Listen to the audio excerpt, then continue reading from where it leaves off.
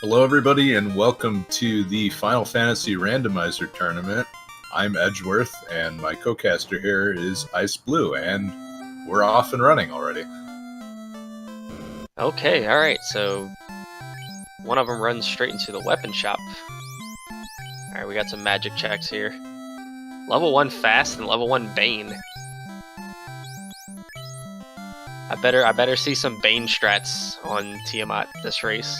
Otherwise I'm gonna be upset. And it looks like both runners decided to pick it up. Don't like the purchase of Quake as much. It's a little less accurate and more enemies resist Earth. Of note, in the weapon shop, silver swords were available, so as soon as they get enough money together to buy one of those, they probably won't be checking weapon shops for very much longer. Yeah, I definitely wouldn't.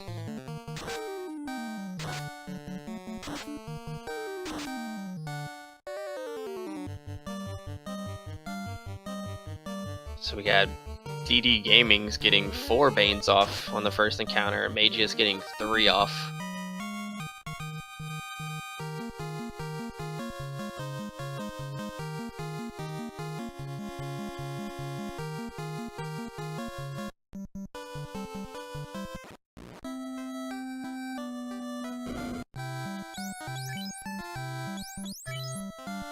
Still not quite enough for that silver sword. I think 7k is about as expensive as I've ever seen it in the first round. I think that's almost the max it could be. I think it could be like 9k in the first round flags. So we have houses and cabins, expensive cabins in the very first shop, but pretty cheap potions and cheap cures.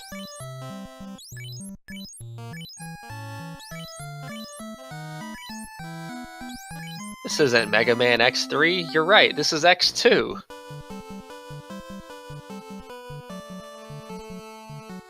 DD Gaming's electing not to save. Looks like he's going to take another fight to level up some more. Oh, but not staying at the inn. He's out of Bane charges.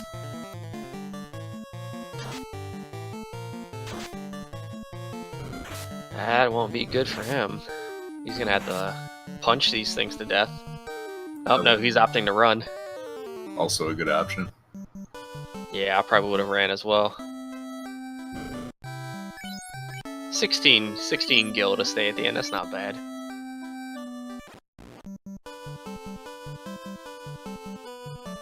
Yeah, I guess you're just stuck watching Final Fantasy Sage, Todd.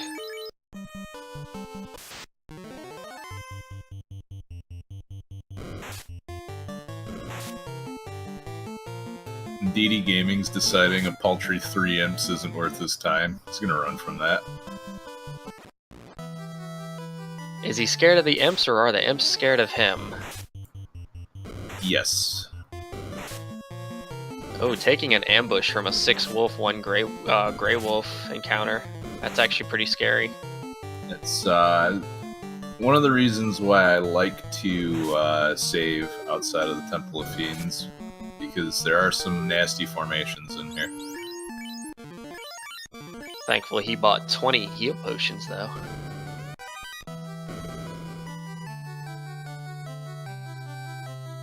Mageius picks up another level. Another ambush for DD Gaming's. This time from our favorite enemy, the spiders.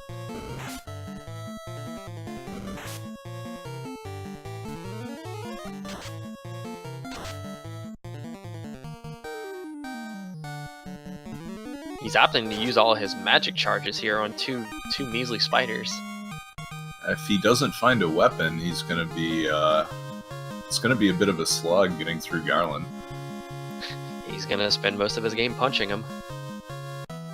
Unless he opts to save outside. Did he buy? Oh, we have an early TNT.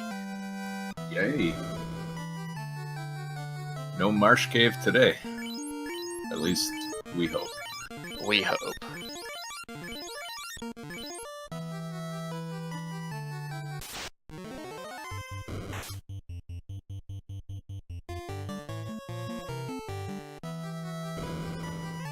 Oh, nope, he is opting to fight Garland.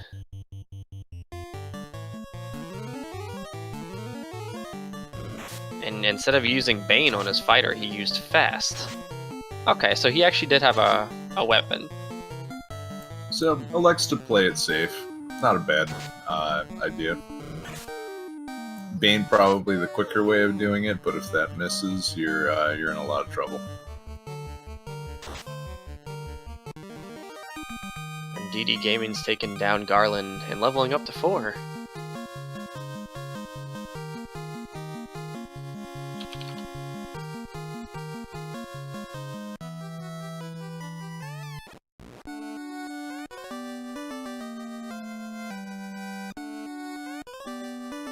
He picks up some nice loot while he's at it.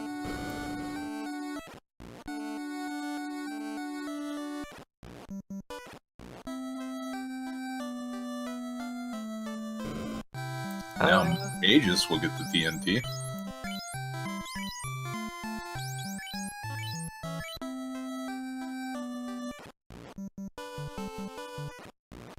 Will he go in and buy a silver sword, or will he... Nope, looks like he's opting not to.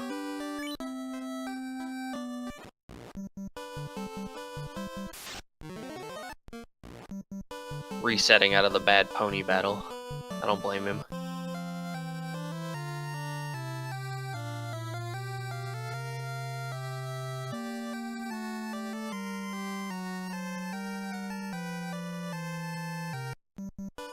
So Edge, what are your hopes today to see? Where are you hoping to find Crown?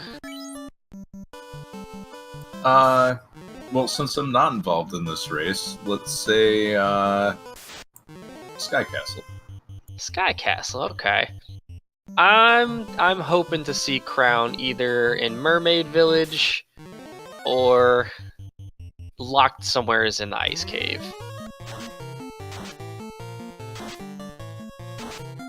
We're 7 minutes in and we already have Warmech hype in the chat, though. Gotta give Warmech all the love.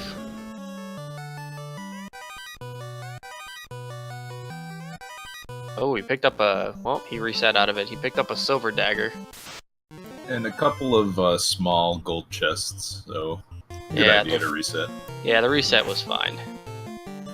You can always take the ship later on and head to Matoya's.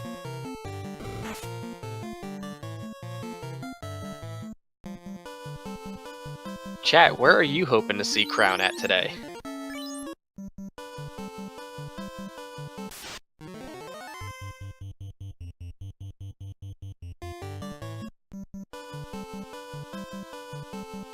We have Mageius hitting the bridge of text. Oh, we have another Crown in Sky Castle.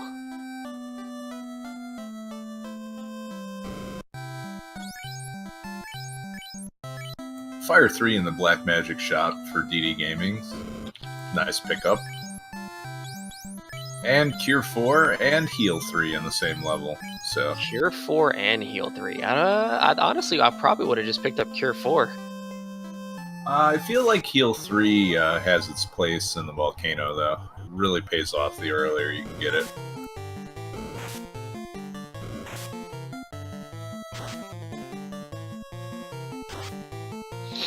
It's looking like pirates don't have anything funky today.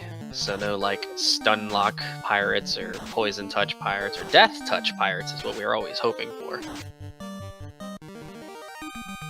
Ooh, we have somebody was showing some love with the Titan Cave.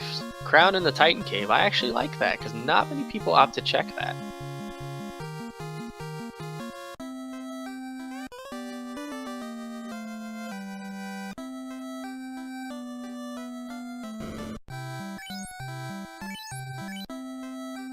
It's a very, very skimpy item shop with only 2 items in it. DD electing to stock up on heal potions. A good idea because you're not really guaranteed to see them in Crescent Lake, and you really need them for the volcano. They may not need them for Volcano with Cure 4 and Heal 3. It depends on how much they're planning on leveling and if they decide to kill off their white mage or not. But you're right. If they do some equal leveling, then heal 3 and cure 4 is really all you need. Yep.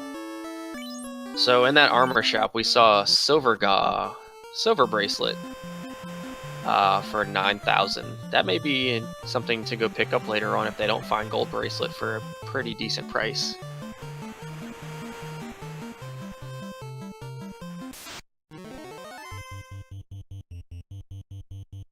Would have liked to see it be a little bit cheaper, just because I'm sure Dee Dee's probably trying to save some money to buy some spells here. He's saving time by going to Elfland early because he already has TNT. Yep. That zap spell looks pretty delicious. Ooh, exit and fade.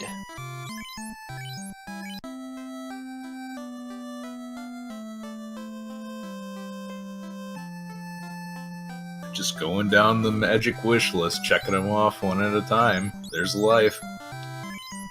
And life, wow. What are we gonna see here, nuke? Oh, got lit 3 though. Lit 3 would be a nice pickup. He just spent all his money on life, though. It was about 5.5k, so... It's definitely worth it. Yeah. Life is a very powerful spell. Pretty cheap pro rings. They're a little bit more expensive than vanilla, sorry. Vanilla, they are 20,000 gold. Getting that exit charge early is nice. He can use it on his way out of the dwarf cave. Oh yeah, absolutely.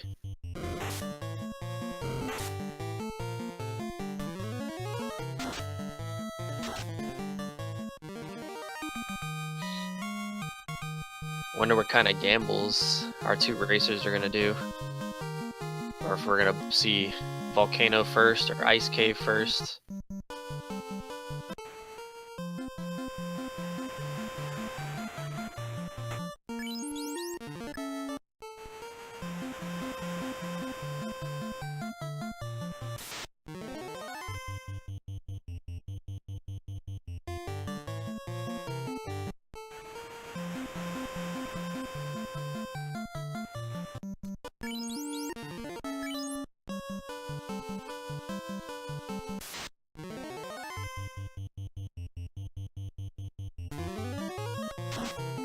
So while we have some slow time here, just trying to drop off the TNT. If you guys aren't too familiar, this is a Final Fantasy randomizer. These flags are basically RNG. Step counter is not randomized. Enemy skills and spells are not randomized in this seed. The only thing you will see randomized in this seed will be enemy chests, treasure chests, enemy status effects. Enemy stats will be anywhere between 82% and 120%. And weapon stats are actually vanilla, so crit rates and everything will be normal. And they're not fixed with the weapon stats turned off. TNT was actually in Temple of Fiends.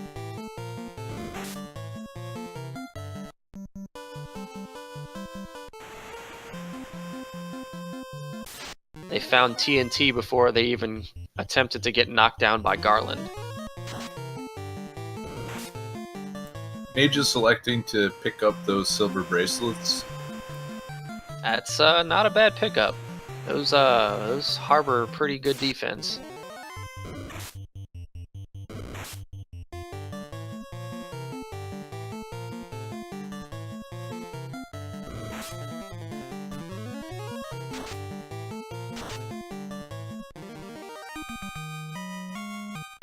DD Gaming's opting to basically chloroform those arachnids to death. Invis 2 and Fog 2 in the same shop. And then absolutely nothing in the Black Mage and Magic shop.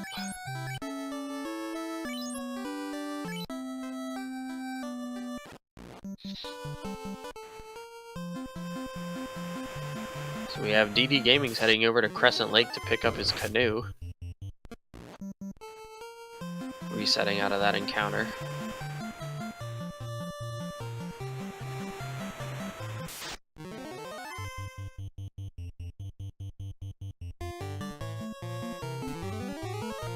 Oh, that's right. Mageius didn't stop at Elfland, so he doesn't have the exit spell.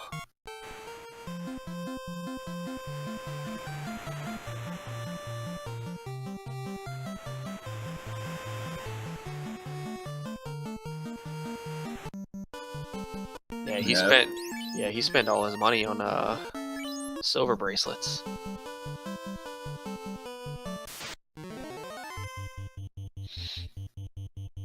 I always feel like early money management is a tricky part of the game as well. A lot of seeds you'll find 5,000, 10,000 gold chests, and you won't have to worry about much. But there are some seeds where money's pretty hard to come by, and you have to take a few more encounters than you'd like.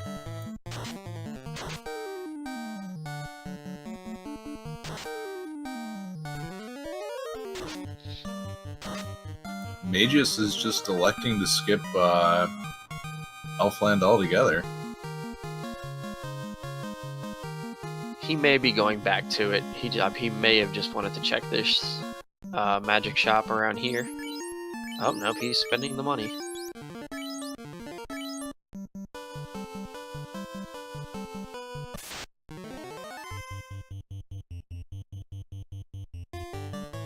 DD Gaming's finding some EXPs. Great encounter to find outside of Crescent Lake. Mageius showing us the map.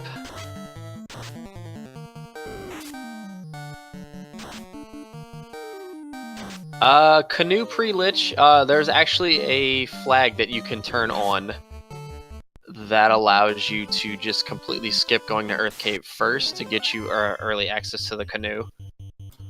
Taking the reset after the black belt dies tells me that DD Gaming's is probably going to try a power level strategy. And we just located the bottle. Bottle is in Crescent Lake.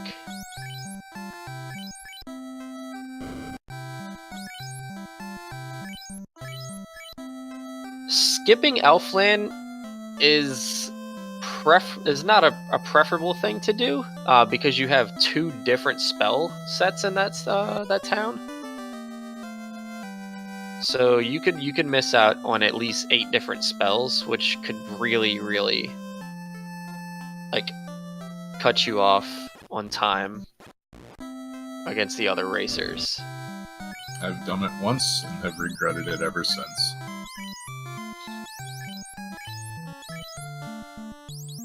The only time I've ever done it is because I found Floater early and TNT early, and I wanted to immediately get my my airship.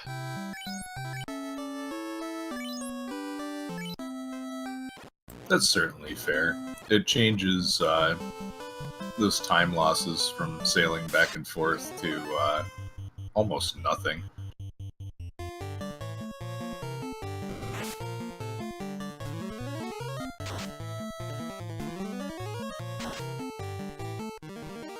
Looks like grilled scorpion is on the menu tonight for Mageius. This is a really good encounter to pick up. It's decent with experience, and you get a ton of gold because the screen is full. Popcorn encounters are delicious.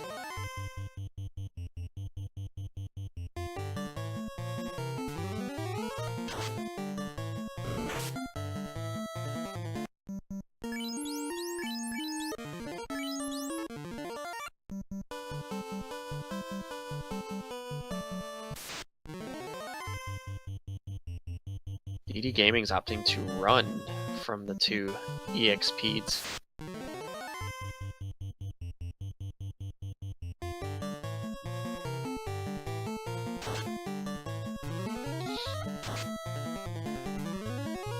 Perhaps he's having a little bit of PTSD of his black belt dying. They did hit pretty hard.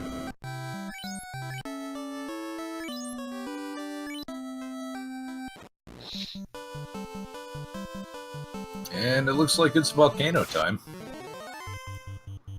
Gotta get through that treacherous river, though. Ooh. I just rolled pretty high strength.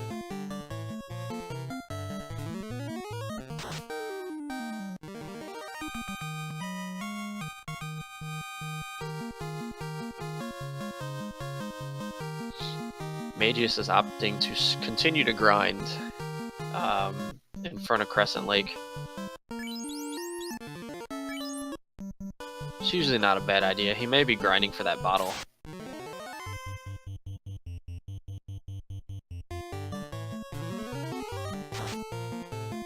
He may also feel like he needs a few levels with his party composition the way it is. The red mage in the front slot is just not as hardy as Dee Dee's fighter.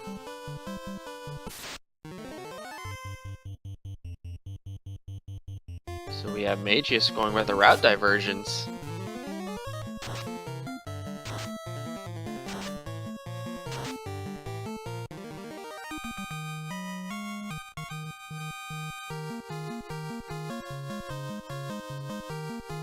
So it looks like we have our first route divergence of the game.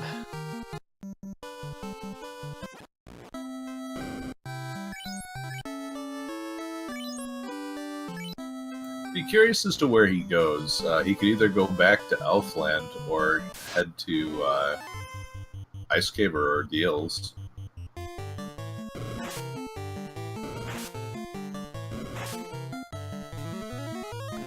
It looks like he's going to head back to Elfland via the southern exit. It's not a bad choice. Definitely be able to pick up some really nice spells with all the money he's acquired from grinding.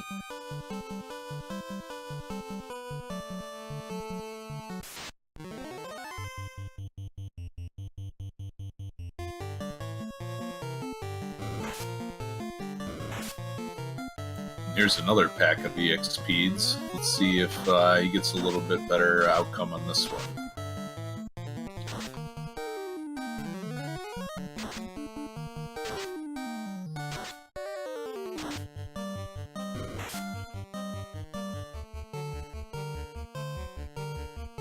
Yes, we are Team Tyro in this commentary room. Everything else is wrong.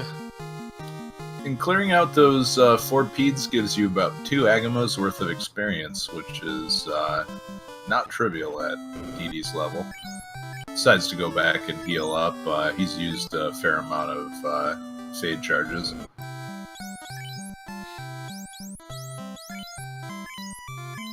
Picking up some armor for his fighter. The iron armor is sneakily underrated.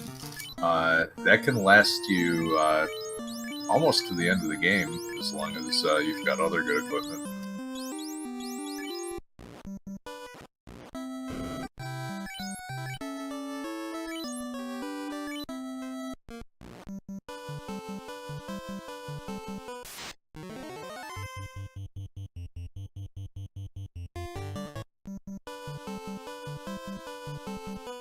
So what are we hoping for in Volcano today? How about a ruby? Ooh. A ruby seed. You would want them to feed the Titan the seed?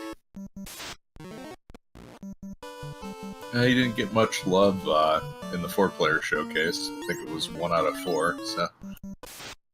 Oh, we have an angry chitin in the chat with Stone Touch Carry. Yikes. I don't want to play any of your seeds.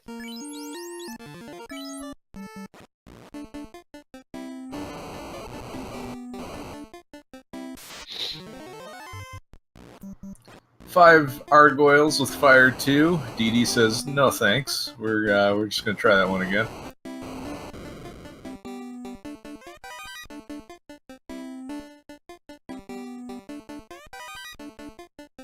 Death Touch Agama. You guys just don't want you guys just don't want our racers to level up or anything.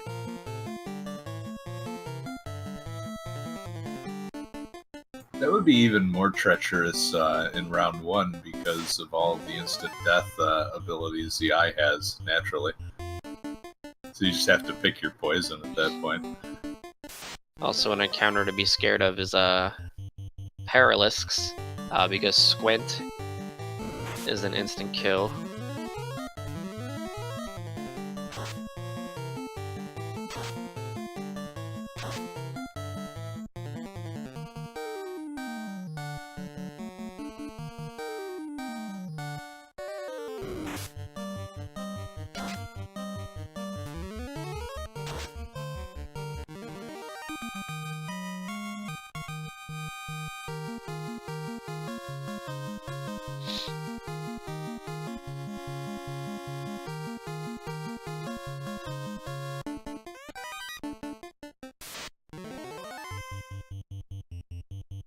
See, but Death Touch Tiamat 2 wouldn't mean really much of anything because you're so far into the game you have a ton of equipment. Whereas like something early like Carry is a little bit more terrifying because you have little to no equipment.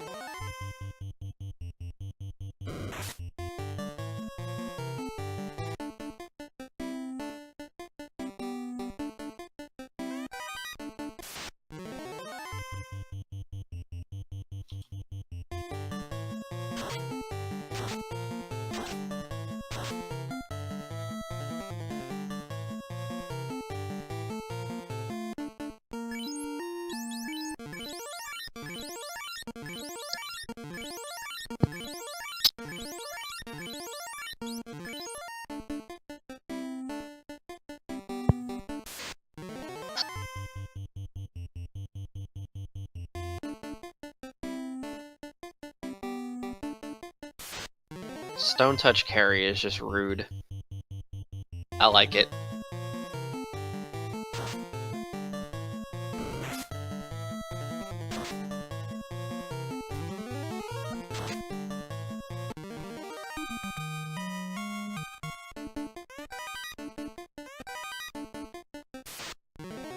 So far, nothing super interesting in the volcano, but if another cast of fire 2 comes down, alright, that was a scary encounter.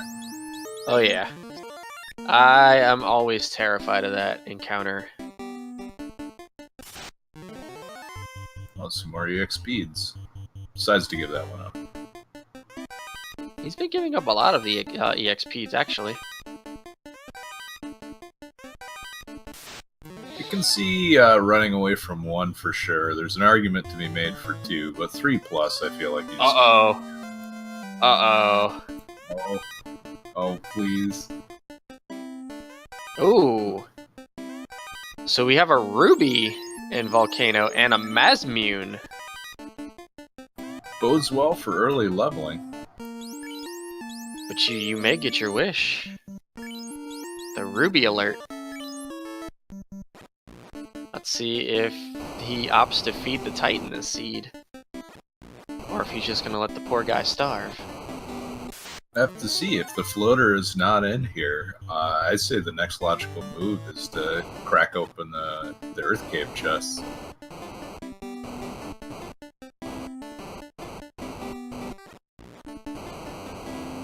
Oh no, Mageius has taken some pretty bad damage from fire too. Yeah, this might be, manages to get away. I don't know if I would revive that. But yeah.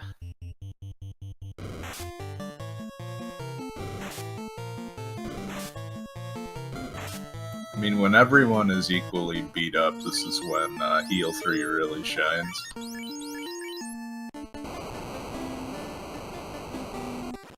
We have a floater and ordeals hype in chat.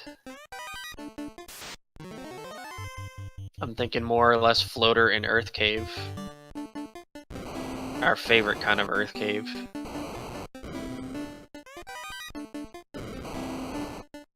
Well, I mean, somebody in chat said Crown and Titan's Cave, and then you use the Crown to get the floater.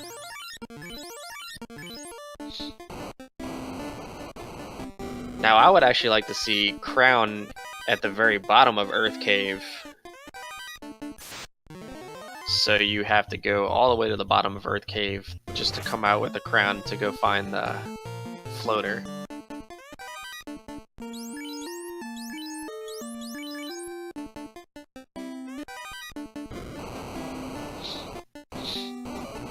DD Gaming's actually picking up a Zeus Gauntlet. That's pretty nice find. It casts Lightning 2 when you use it as an item in battle. That'll be exceptionally nice for the unrunnable encounters in Sea Shrine, because half of them can be thinned out really well by that item. Picking up Flame Armor as well. That is a very, very nice find.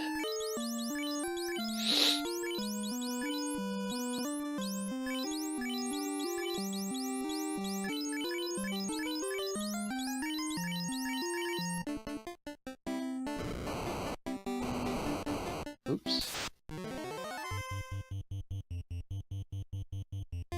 Forgot to change somebody's background.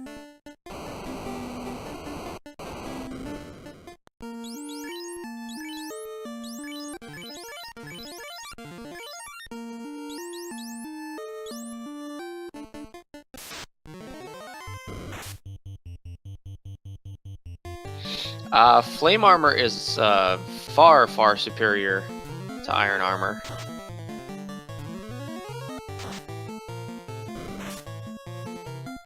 Much, much higher absorb. And I believe it has a resistance to, I think, what, stun?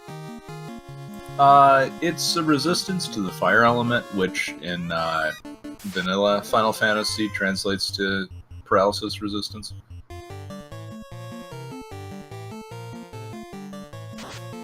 What's nice is taking, say, a flame armor and pairing it with an ice shield, or the other way around, and that way you get resistance to both fire and ice.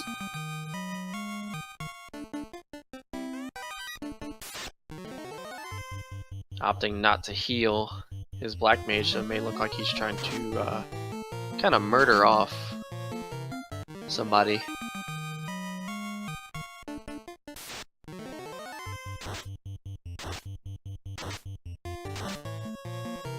Mageius losing his black belt to the fire encounter trap tile.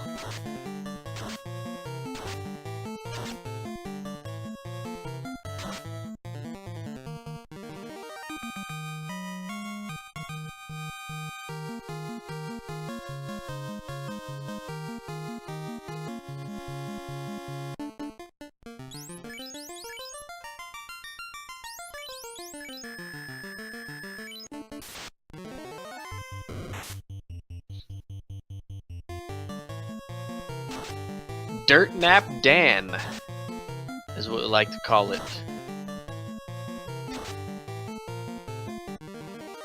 And DD cutting it a little close there. I like to keep the black belt over 150, 160, because I have seen Agama's crit for about that much.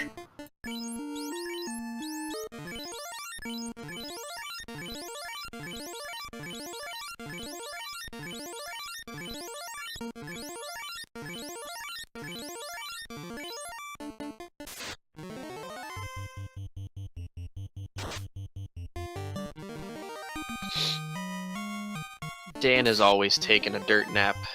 You are absolutely right.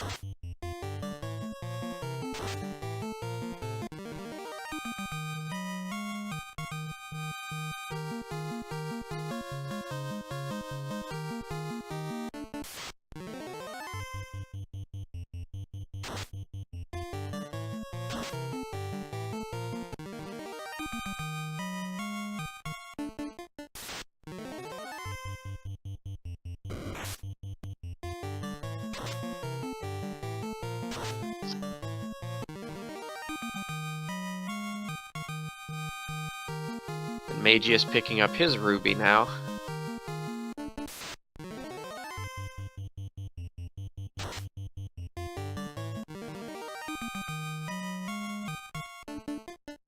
Oh, he doesn't have a house, so he's not going to be able to recover his MP.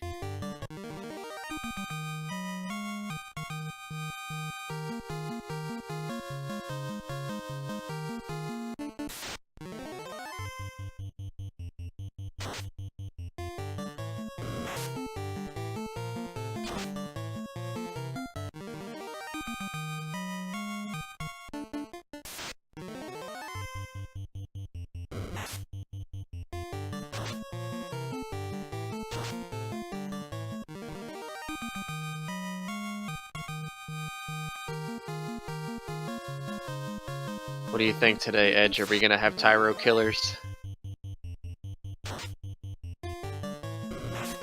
I hope not. I hope to not see a Tyro killer.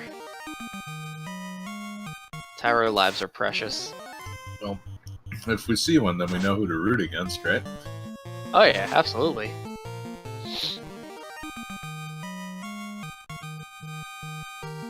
Tyro lives matter, guys.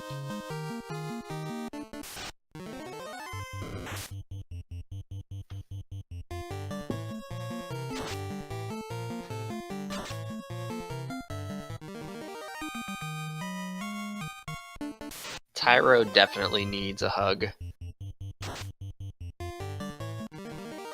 Death Touch Tyros getting their revenge.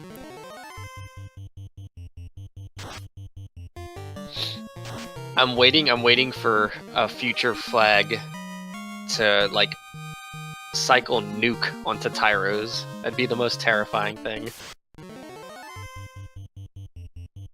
Nuclear Tyros.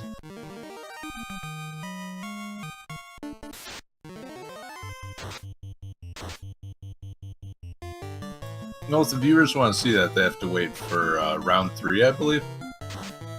Round 2, actually. Skills and spells are randomized and shuffled.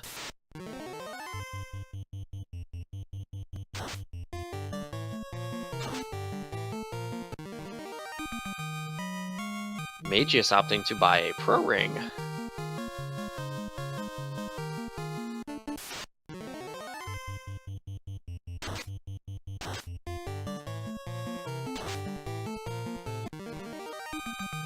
Pro rings are pretty great. The best arm slot armor in the game. 8 defense and immunity to death element means you're protected from a lot of the nastier things in the game.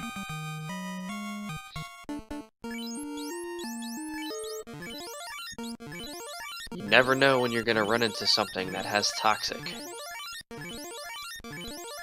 That's not on the iron golems.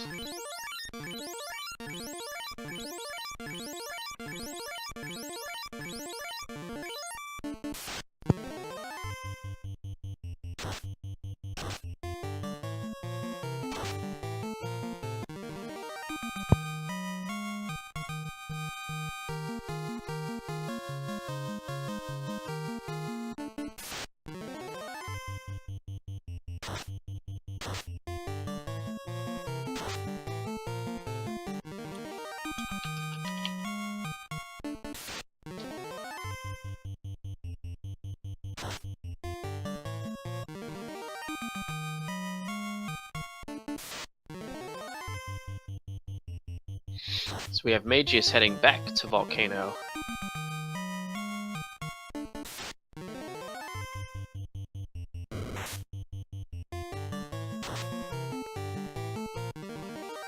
Or maybe not. It looks like DD's getting pretty well to the point where if he wanted to solo level his black belt, that he would kill the fighter off. But instead, it looks like he may level both of them. Whenever I've seen this strategy, it's usually to 30.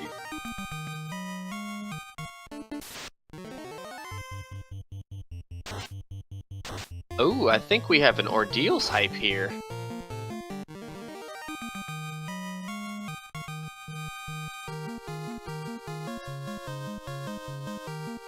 Well, with the canoe and the ship, a quick trip to Ordeals isn't as difficult as it is with the airship.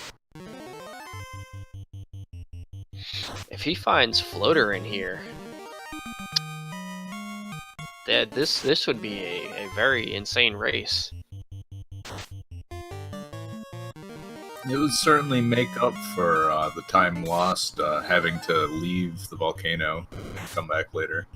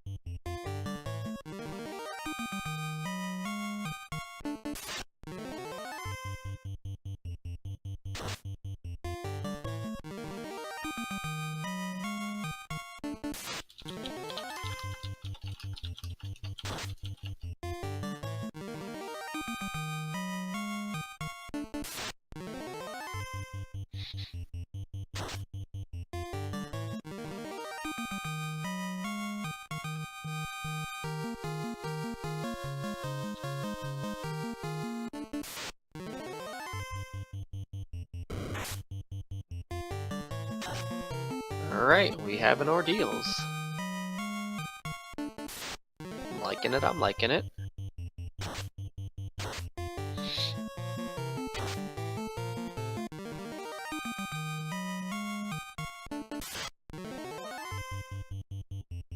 If you're ever playing Final Fantasy Vanilla and you're curious as to what the correct order to get through this maze is, just always pick the lowest teleporter. So yeah, always pick the most, like, bottom one. It'll lead you directly to the final teleporter.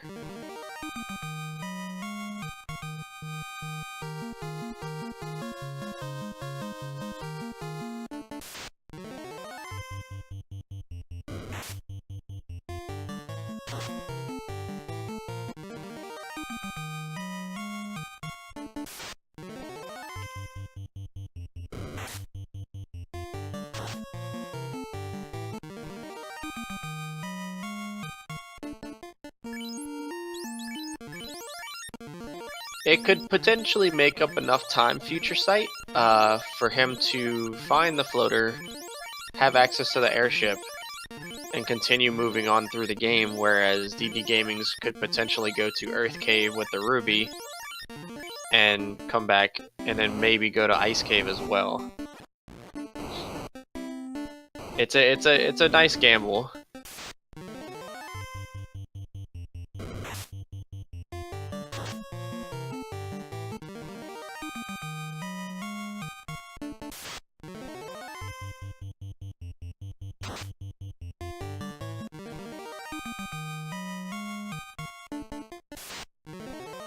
Yeah, this is really where things are going to become interesting, especially if Mageius finds a key item in Ordeals and DD finds one in, say, Earth Cave or Ice Cave. We have our first ribbon pickup. Oh, sure, well, let's find the ribbon after the power level.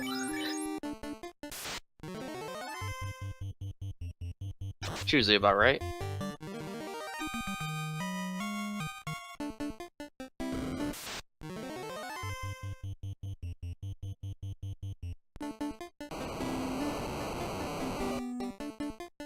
I was curious if that might have been the Cerebus Wizogre fight, and he wouldn't have been able to run, but he managed to get away just fine. And a Fire 2 from Carry means this is basically in the bag. Yep.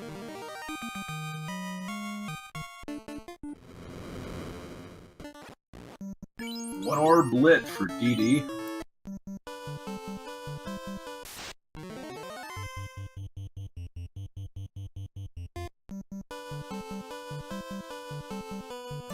And we'll see where he goes from here.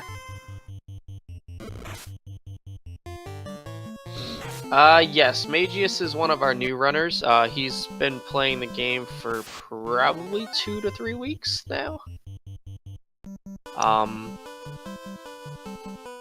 So if you see him like checking the maps constantly, yes, he's attempting to learn the maps to get himself more acquainted with everything.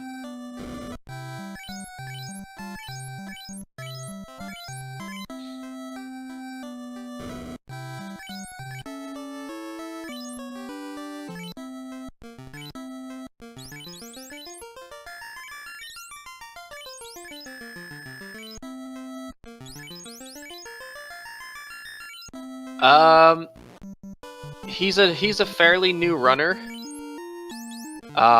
So he's not familiar with the ordeals like teleporters in vanilla.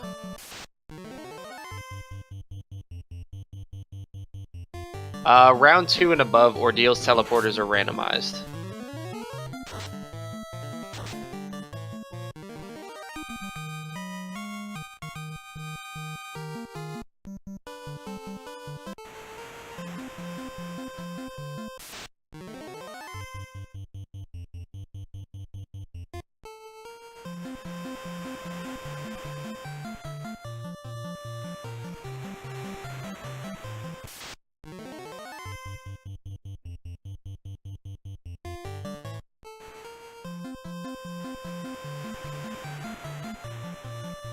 So we see DD Gaming's going to possibly Earth Cave defeat the Titan.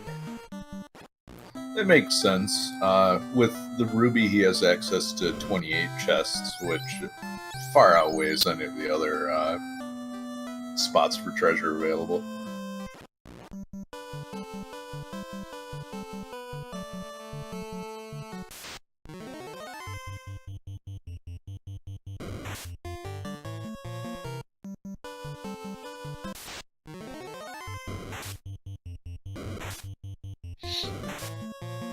If you look over at DD Gaming's screen, you have a Shadow encounter, which is actually potentially the worst encounter in the game because Shadows have a, 90% ambush rate?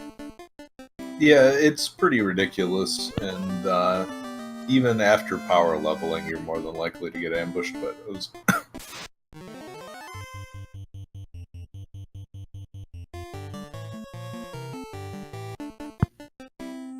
Did Mageius just reset?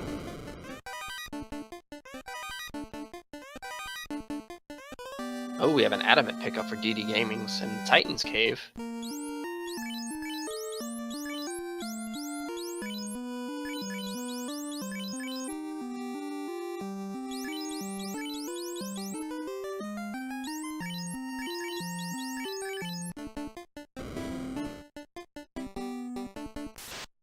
The Titan will not be going hungry this seed, everybody. At least one player has fed the hungry Titan. This is the regular brackets. I got Igra. This is regular brackets. This is their first match. These are round 1 flags.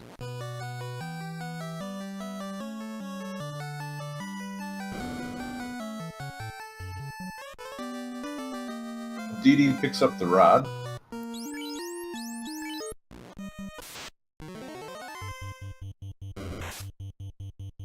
And an immediate 7 Shadow ambush.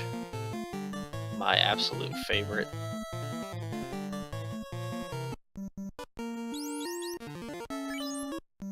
This is one of the reasons why, if it's a Ruby seed, I like to bring a large stack of tents with me so I can reset whenever the shadows ambush me. It's never a matter of if, it's only when.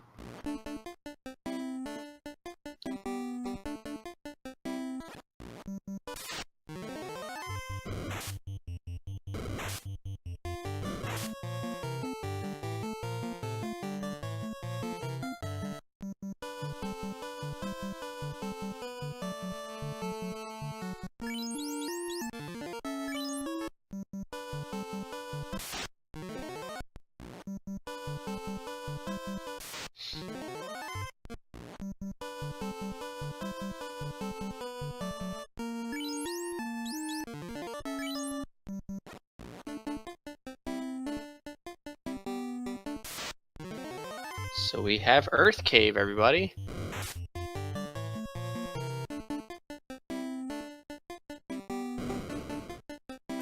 Yes, welcome to Earth Cave, everyone. The dungeon's so nice, you have to play it twice. At least in the randomizer, you have a chance of playing through it only once. I rue the day that I play Randomizer and Ruby is at the vampire chest in its vanilla location. I haven't had that happen yet. I've had the crown be in the earth-guarded chest. DD finds the floater. And at this point, he's probably just gonna leave. Check the bottom chest while he's at it. He may finish off the dungeon.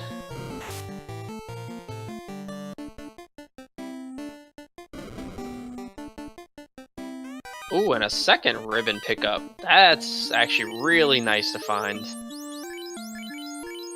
Now both the main damage dealer and the white mage are protected. makes it very safe to explore everywhere, basically. He's now able to protect 2 of his party members from any kind of status effects and spells. And you're right, he's going right back in. I don't blame him for doing this either.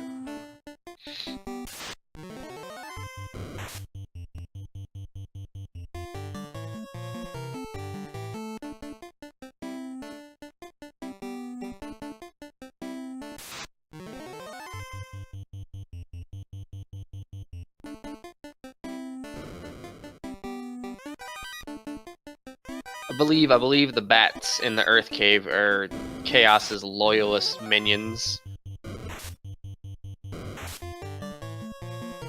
There's nothing more frustrating than getting stuck behind a group of bats. I don't understand why the Light Warriors just can't handle it the way they do every other enemy.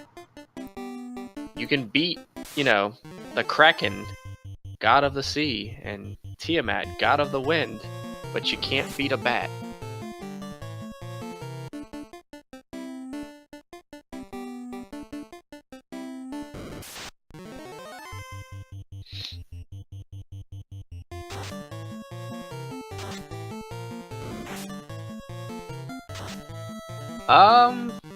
Igra asks in chat, is there a plan to add code to the randomizer to talk to bats to get rid of them?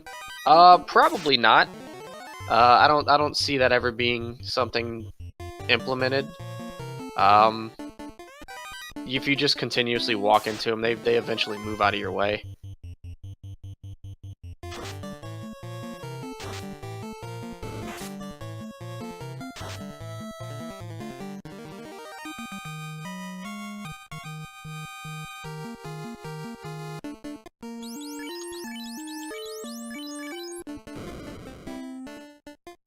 Defense Sword is a fairly nice pickup. It casts Ruse on the user of it, which gives you 2 evasion stacks. For solo, definitely for solo character strategies, it's one of the more critical items to find.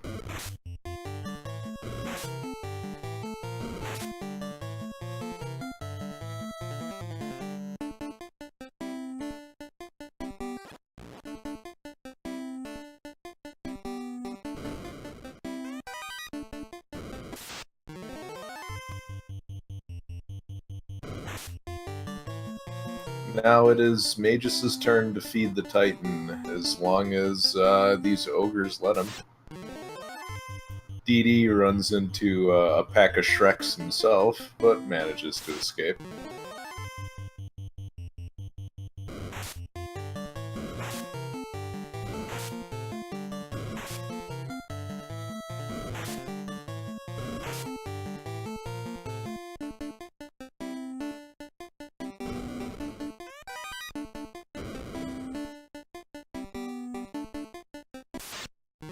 So yeah, this may be fairly difficult for Mageius to catch up without running a couple of other gambles. DD has a sizable level advantage, and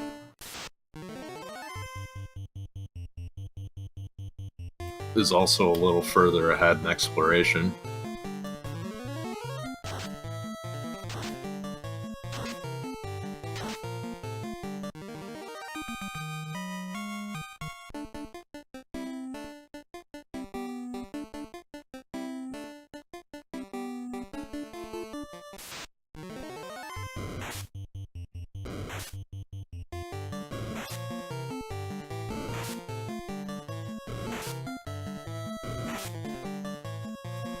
It looks like Mageius is headed back to Crescent Lake and the volcano.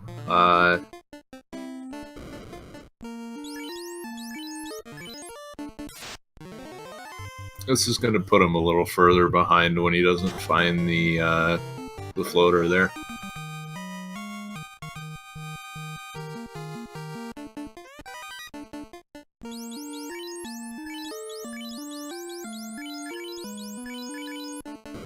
DD finds a pro ring in the earth-guarded chest. Always a welcome addition to any arsenal. And no one can defeat the vampire except these guys. Good night, vampire. And he steals his life savings just to add insult to injury.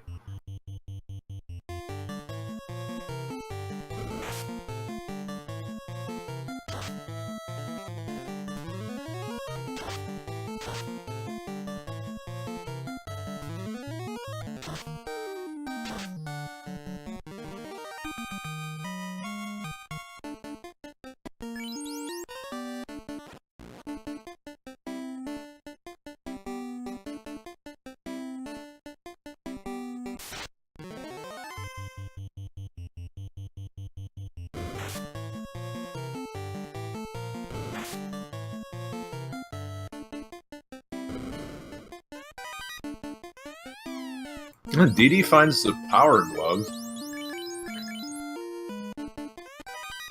Power Gauntlet in the Randomizer is one of the better items in the game because it casts Saber on the person using it. And Saber is fixed along with a number of other spells that were not functional in the vanilla version.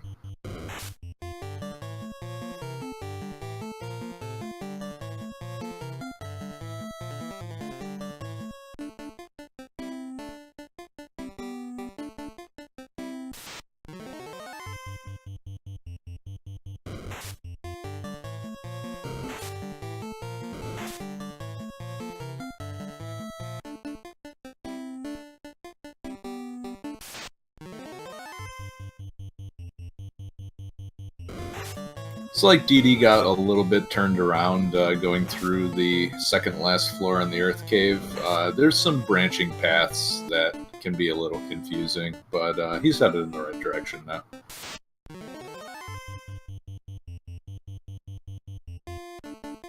A question in chat, what does Saber do? Saber is a spell that, it's a black magic spell that when cast, gives the caster plus 16 damage and plus 10 to hit chance.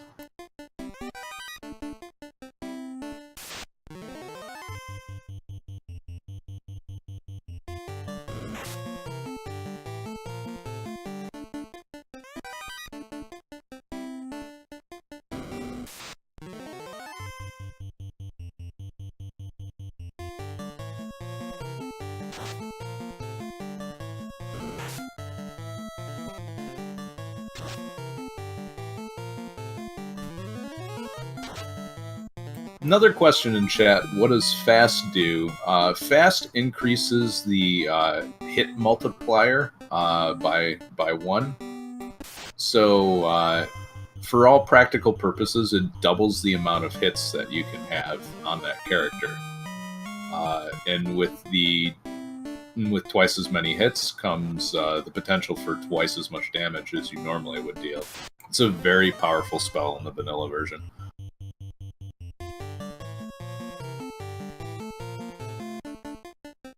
Another question, does Dark work?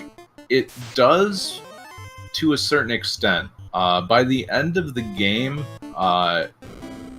you will have so much, just from leveling, you will have hit chances that are so high that you actually hit the cap, and the penalty from Dark just erases things that would be over the cap anyway. So Dark does work in that it makes enemies more likely to hit you, but not appreciably, and it makes you more likely to miss, but you will almost never notice it.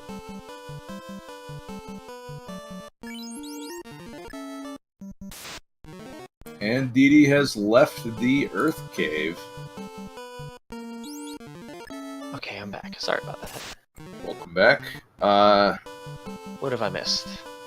Mage's journeying back into the volcano while Dee Dee has left the Earth Cave.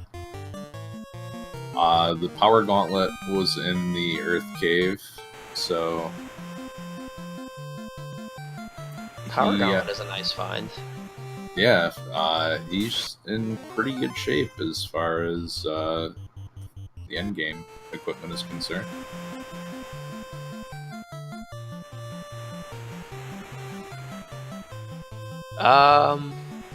Iruli asks, "Does Dark work?" No. To put it shortly, no. Dark does not work. Yeah, I was just explaining.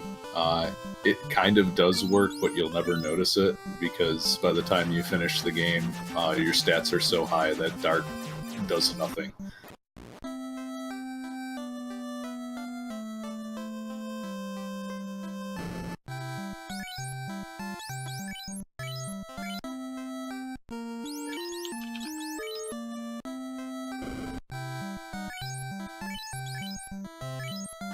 And another question, I thought Fighter was broken, why did Mage not bring one?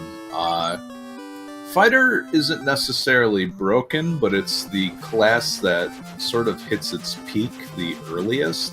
A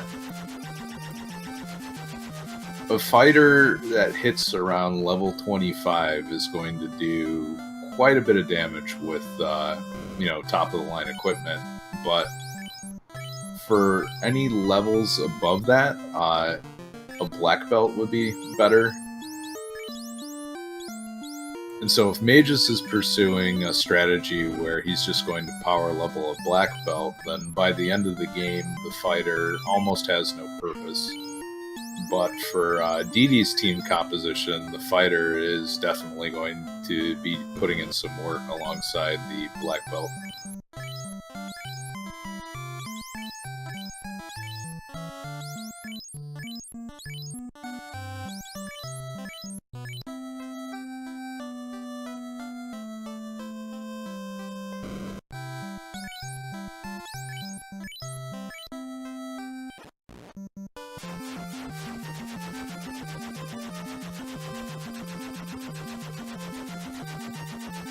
DD Gaming is making some stops with his newly acquired floater. He's gonna pick up some level 5 spells. Nope, he's going to check the armor shop. Or maybe not. Maybe he's just gonna run around, or he's gonna run laps around Melmond.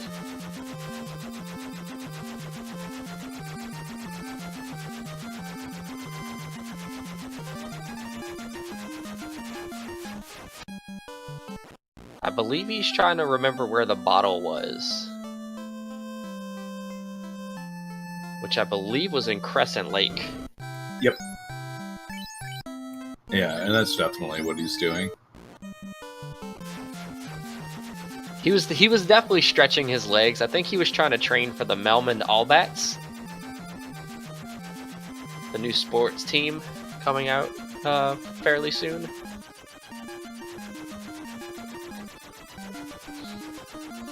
He's gonna check the Zardia Islands here.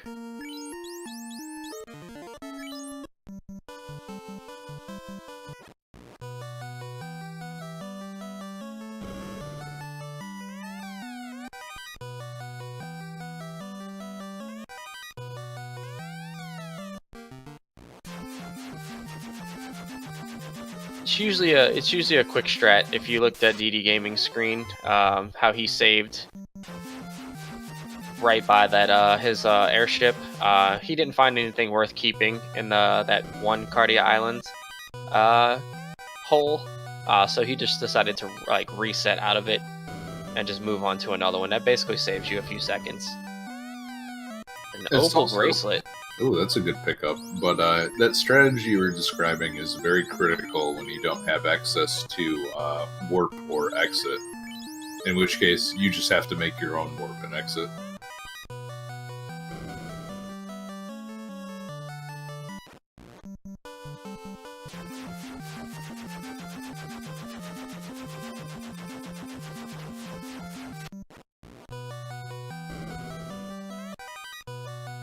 DD Gaming's looking for slab and crown still.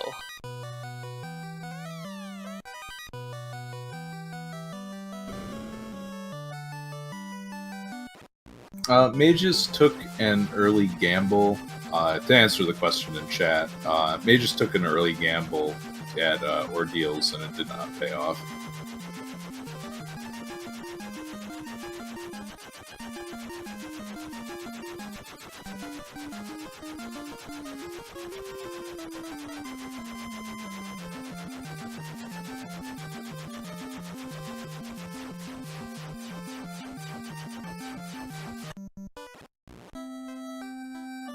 And DD Gaming's picking up the bottle now, remembering its location. So he's gonna go deliver that to the ferry, or he's gonna break the ferry out of it. He's gonna go pick up the Axio, and he's gonna be on his way to the Sea Shrine. Still has yet to find the slab, so likely to see a full clear of the Sea Shrine. Also needs to find the crown, so... Crown we are hopeful for in Sky Tower.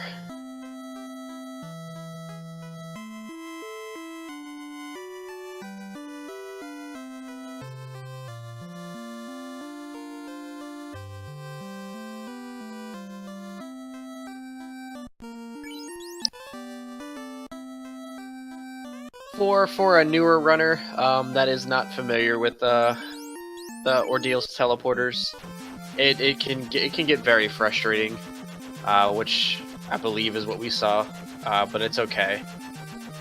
It happens to even the best of us.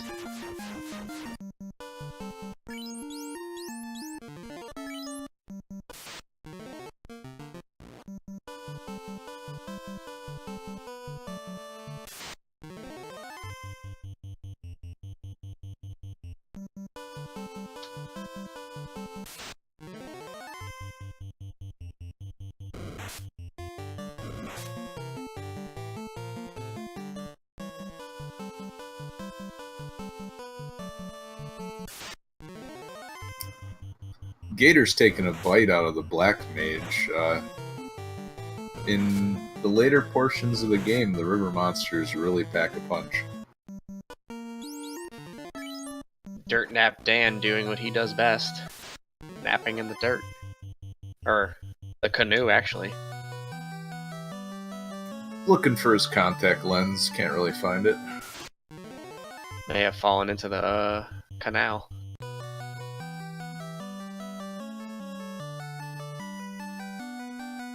Will this guy always have the cube? Yes. NPC items are not randomized, so you will always pick up the loot from Princess Sarah. You will always pick up the cube from the nearly destroyed robot. And you will always pick up the chime from the Leafian guy. Will he check for out-of-bounds bat, though? Will he validate the run? No, but he'll certainly try to blow up this formation, which is pretty scary. Heal 2 is fixed. With the new randomizer stuff, Heal 2 is actually fixed. Lock 2, Lock, Heal 2, Saber, and Temper all work as intended. Oh, and we have out-of-bounds bat! And he stops! Bat. His run is now validated. Much appreciated, Dee.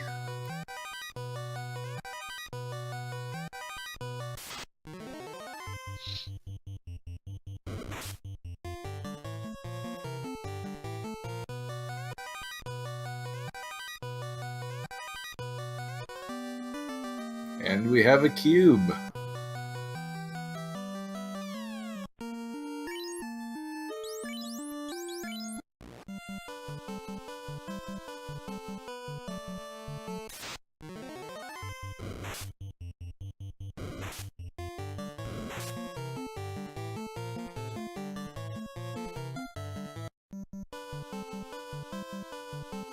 Should see about getting a BGT to add an out-of-bounds bat icon for the tracker, so we can know which runner has validated his run.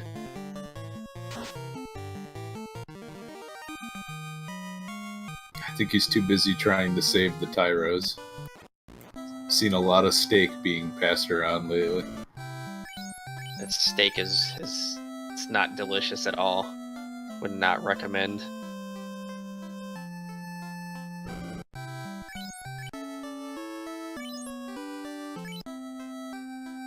The one time I will ever turn down steak is when it's actually Tyro steak.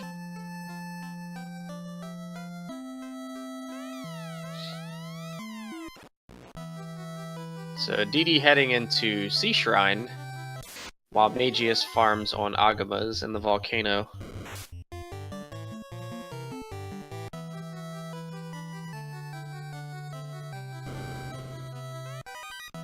Tyro absolutely needs love.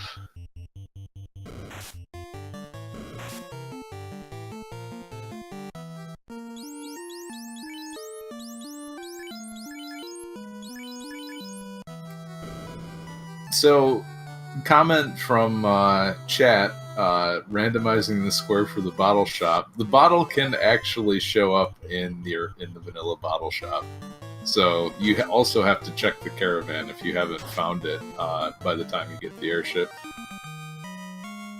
Now that would be pretty interesting. Just randomly one tile on the entire world map is the caravan. Oh gosh, and then you have to figure out where it is from NPC hints.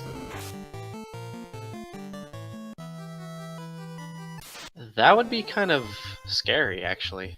It's like Dragon Warrior Randomizer. Oh yes, trying to find the token location.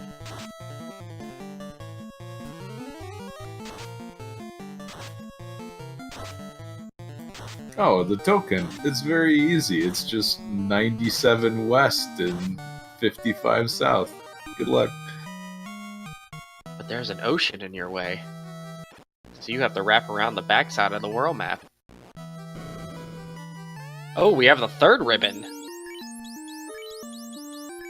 So DD has found all 3 of the ribbons in the entire game. Yeah, that's gonna make Temple of Fiends really nice to go through.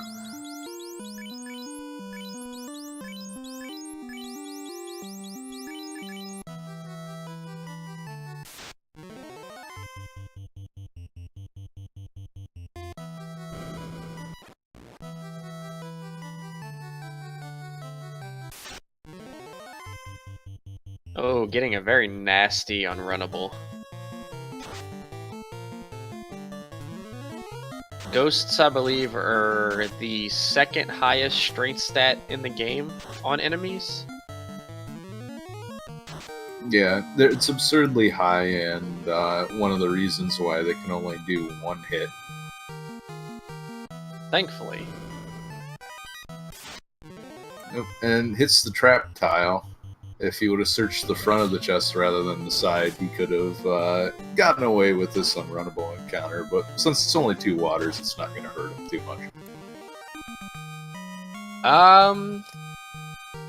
If he finds Tail, would he put Mass Mune on the White Wizard and Excalibur on the Knight? It's a possible chance he may, but with his Knight being like level 31, I would probably honestly just leave the Mass Mune on the Knight because you would get more DPS out of it anyway. I agree. I think at this point, if you haven't found any spells at 7 or 8 that you would want through Tail promotion, I might just leave this party unpromoted. The problem with putting Mazmune on a spellcaster, and a spellcaster that's not a red mage, is physical damage increases with respect to strength, and their strength gain is so low that even with the Mazmune, you're not going to do very much damage to bosses. Yeah, you'll still get those 4 hits, 4 damage kind of hits.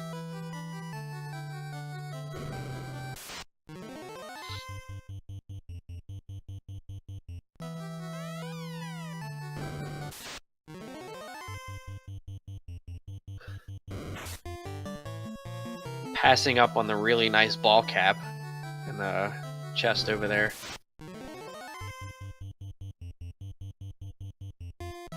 But he can turn that into a judgment staff. Wait, wrong speedrun.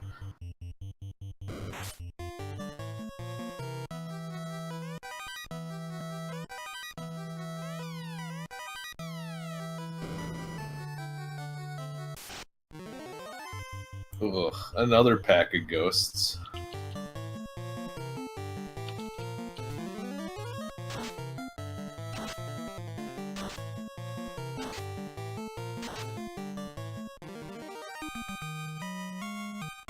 And Mageius is going to take on Carrie right now. And, ooh. Black Mage gets one shot.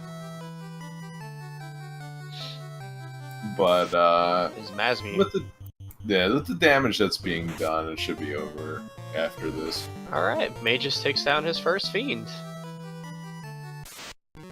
Down goes Carrie. And up goes the orb.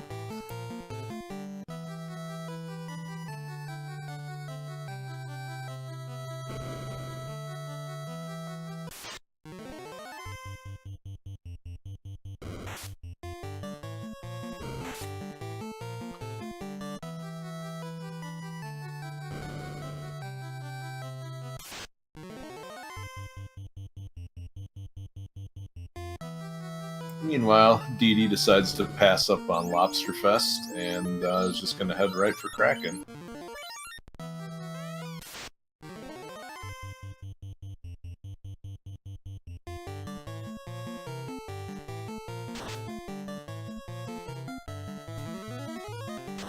Elects to fast up the fighter and Not even doesn't need needing it. Yeah. Yeah.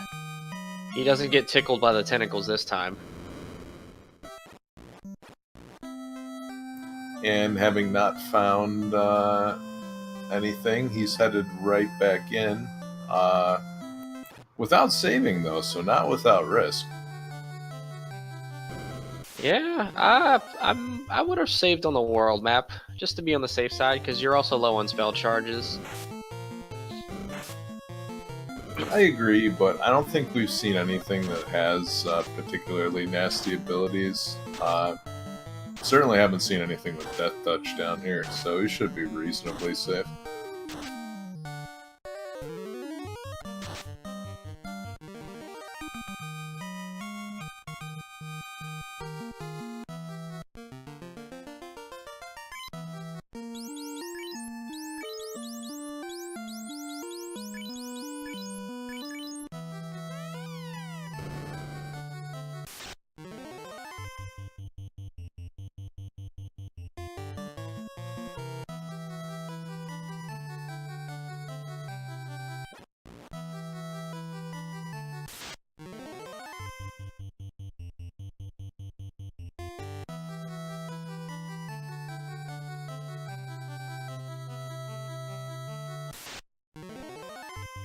Getting another unrunnable. Arsahag Wizahag. It looks like Dee Dee's checking the hard-to-get-to chests first, and not really a fan of checking them first, because if you don't find what you're looking for in those chests, you still have to go clear the top floor out. The top floor has no encounters and way more chests than this floor does.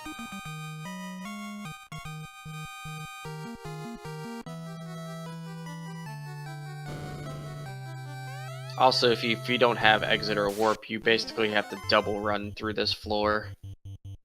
And it's a floor that's completely full of unrunnables to the tune of about 40%, so not a floor you want to be taking a lot of encounters on.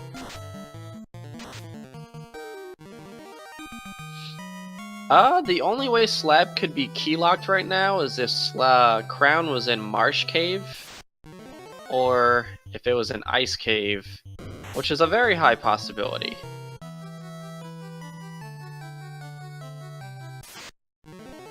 Eek, another unrunnable. The hits just keep on coming.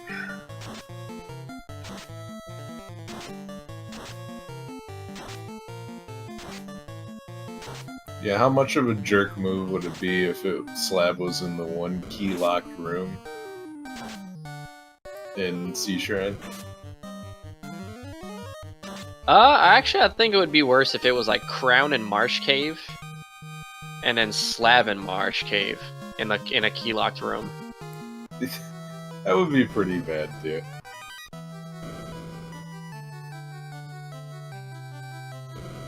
kind of things you don't want to see in your randomizer race.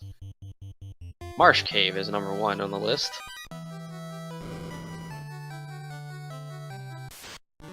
And we have our second, number 2, our favorite flag edge, incentivized ordeals. Ugh.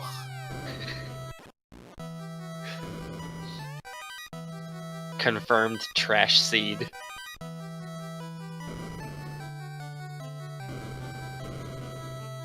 Check box if you want to have a bad time. It really asks, if you find slab, do you not need crown? You need crown to complete the game. Crown is required to get the mystic key, which even throughout the game you don't have to check any of the locked key doors for the chests. But there is one room in the entire game at the very final dungeon in the Temple of Fiends Revisited that is locked with the mystic key. So you are required to get the crown and get the mystic key so you can unlock that door.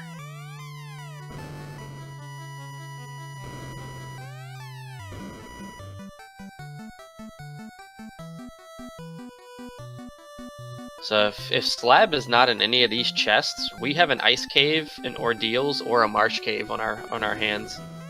That's true. We have not seen what is at the end of ordeals, so it could also be there. We have a... Oh, he just realized he is out of exit charges. And now the long walk back. And he can't reset because... Oh, he has one warp. So we should save it for when he leaves this room to skip over the this floor with all the unrunnables. And good move on his part.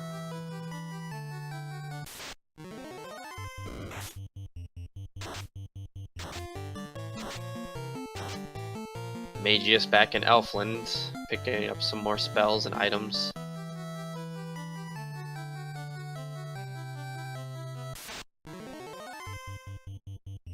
Looking like he's opting to go to Marsh Cave from here.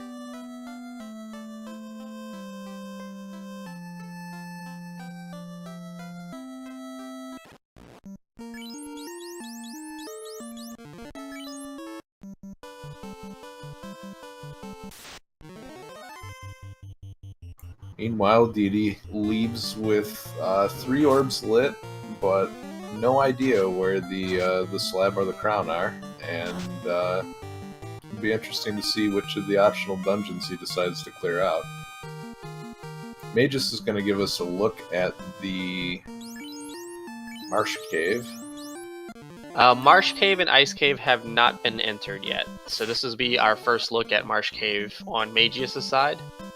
And I agree, yes. House restores all MP charges and then saves the game. It's actually fixed from the vanilla version, which would save your game, and then it would heal all your MP charges. So if you reloaded it, you would not have any of your MP charges. But it is now fixed in the randomizer to where it heals your MP charges and then saves the game for you.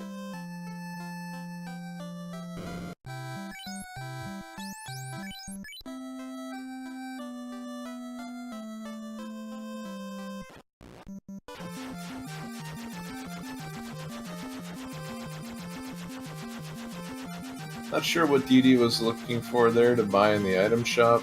Maybe some heal potions.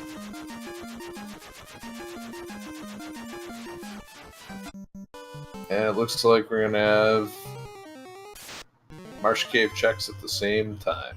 Double Marsh Cave, alright. I'm liking this.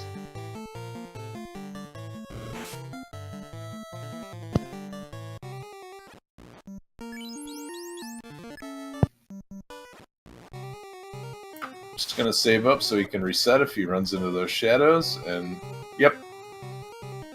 What else is new? But you won't get away from these. They'll get away from you, but you won't get away from them. Oh, slab! Mageius picking up the slab in Marsh Cave. That could very well mean that the crown is in the or the sky castle at this point. That puts an extra 50 chests in play for both players.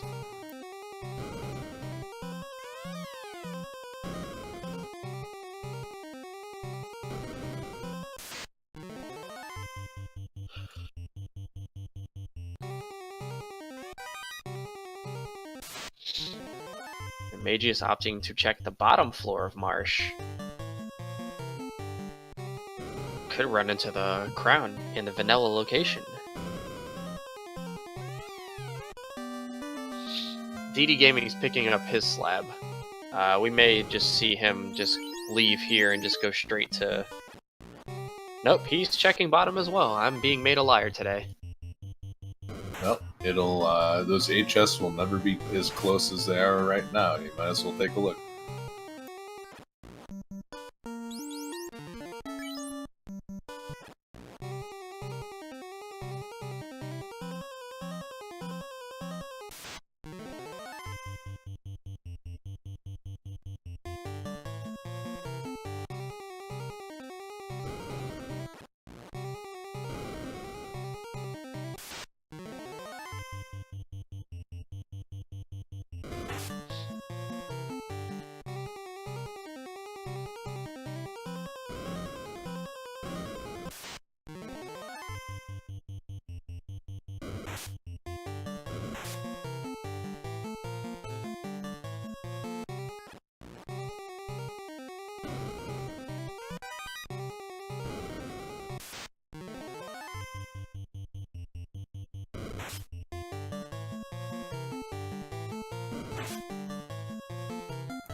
Question in chat, if you clear the top floor of Marsh Cave, you don't have to touch anything in B1, and that's correct.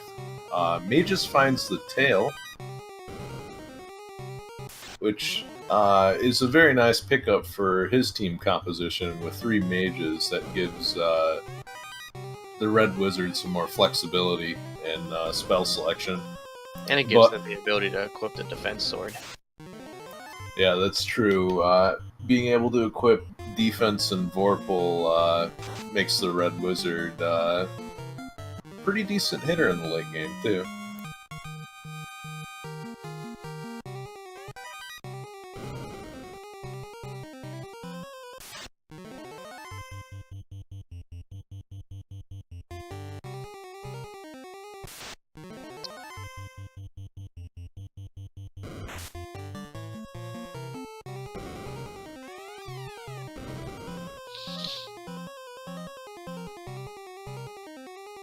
Got another question in chat. Is Thief still terrible in Randomizer? And a resounding yes. I believe Thief isn't even a class anymore. I think it's just a... Basically, it should be the sprite should be replaced with a trash can, in my humble opinion. And both runners with the tail right now. Please don't click that link that's in chat. It is a virus link. We'll try to get a mod along to purge that.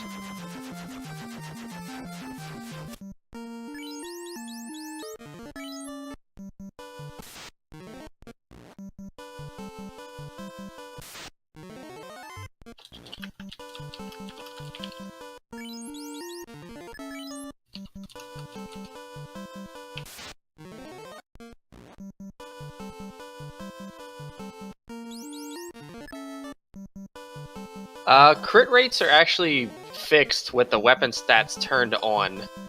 So round 3 and above, weapon stats will be turned on. So you will get fixed crit rates for things. And certain weapons actually have double crit rate. Or I think actually all weapons have double crit rate, and then black belts get half of the crit rate. Oh, and DD forgot to get his slab translated, so gotta go hit the books. It looks like he forgot to read Rosetta Stone before heading to Leafian. That's important to do. In just 2 weeks and 3 easy payments of $70.99, you too can learn Leftinish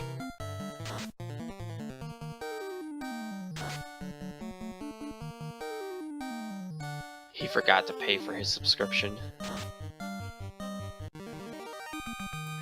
And that other Zombol sees what happened to his buddies and decides, nope, I'm out.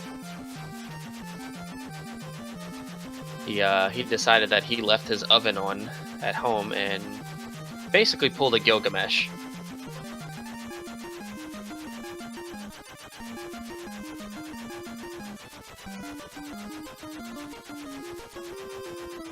Setford, that was actually my race.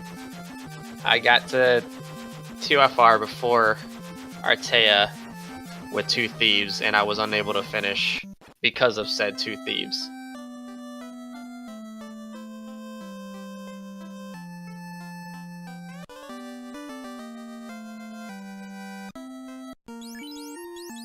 So the only point of thieves is that they're exceptional at both running away and increasing your initiative in battle, but they're very frail and can't equip heavy armor, so even though they need to be in the front slot to help you with initiative, they get beat up too badly to effectively tank. And at a certain point, you really don't want to level them because they can only equip. Their weapon pool is very limited until they class change.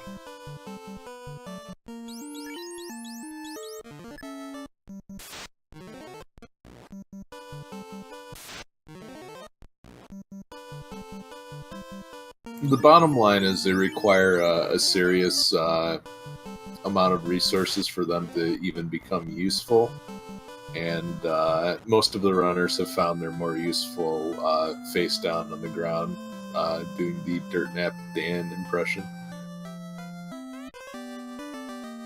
Call those Dirt Nap Tims. Tim the Thief. We have a chime pickup for DD Gamings. And yes, Tim the Thief.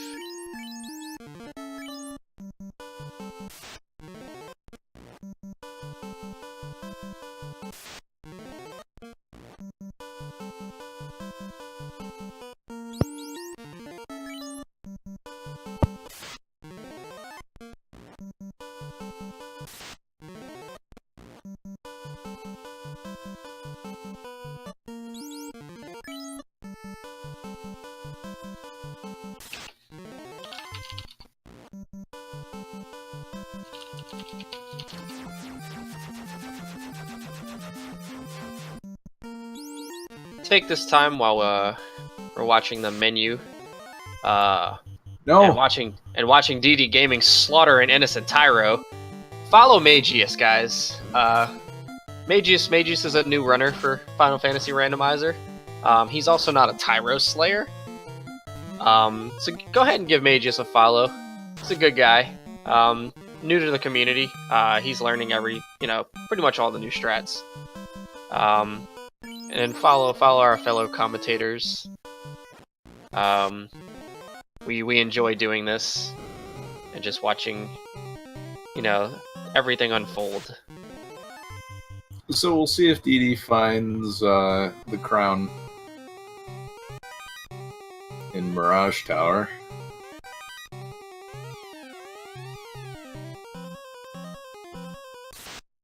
It's about all that he's looking for, with 3 ribbons in the Masmian already in his inventory.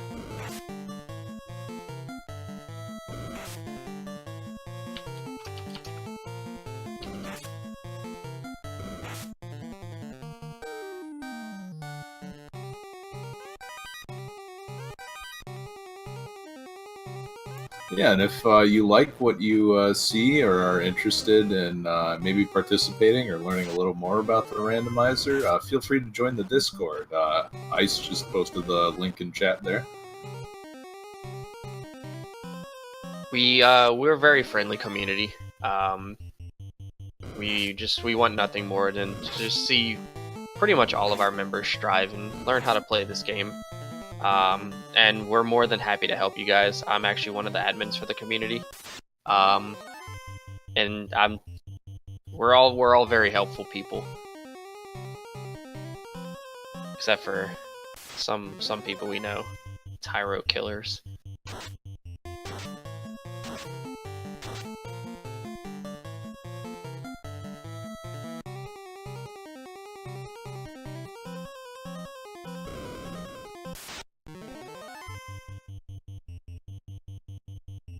We would much prefer not the Tyros to be killed.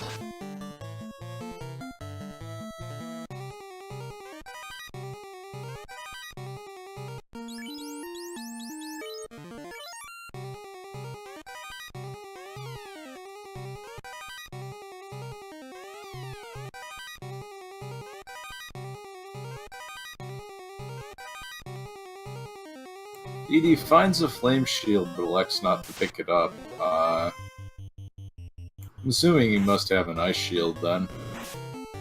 I think all he has is a silver shield, actually.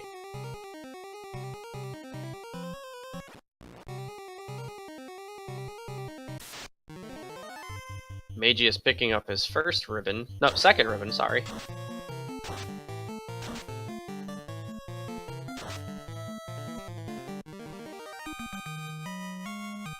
He still has a good bit of chests in Floating Castle, Sedver.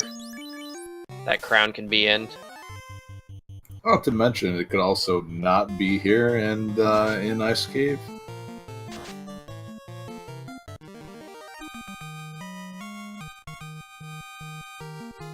Yes, Floater was actually in the chest that Mageius is heading to now. And he's got it. Ooh, but stepping on that earth trap tile.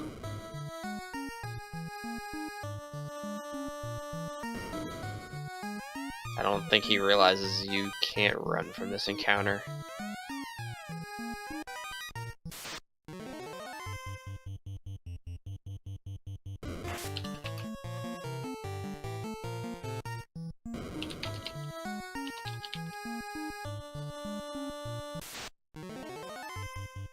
DD getting turned around a little bit in the floating castle. For those of you watching, if you have a run where you have to clear out the floating castle, having access to warp makes it much faster. Did you happen to see if Mageius went and picked up the rod, or did he? I saw him leave Titan's Cave. I didn't see him actually go pick up the rod, though. I did not see that either. No, actually, Files. We haven't found anything. There hasn't been any Death Touch or Stone Touch yet. But of course, the best is yet to come in the Temple of Fiends Revisited. Giraffe Me asks, Crown and Key needed to beat the game, yeah? Yes. There is one Mystic Key door in Temple of Fiends Revisited. So the Crown is definitely required to finish the game. Well, DD finds the white shirt. Another item on the old wish list.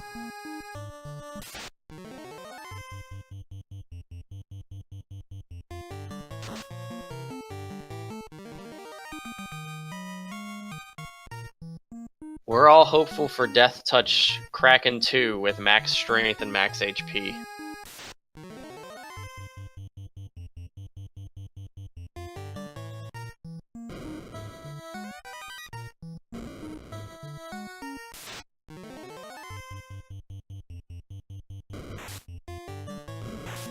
DD Gaming's checking the 10 chests on this floor, hoping to locate the crown.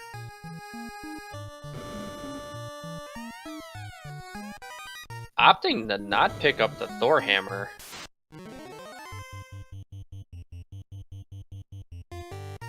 I think the white mage already has the Zeus gauntlet, so... And at this stage in the game, you want the fighter and the black belt. Just have them go in punching.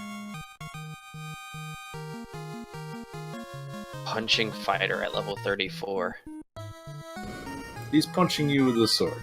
It's a very, very strange punch. with a katana.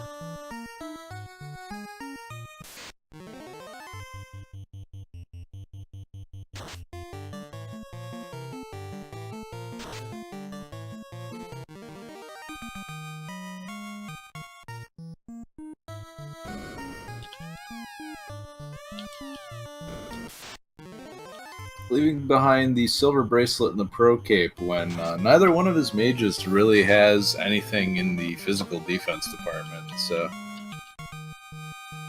a little risky, but round 1 flags I don't think will punish him too hard for that.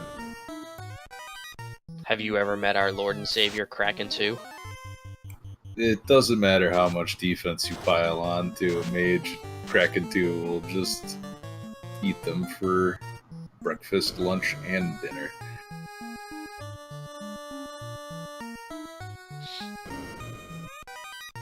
So nothing in the 10 chests on this floor of Sky Castle.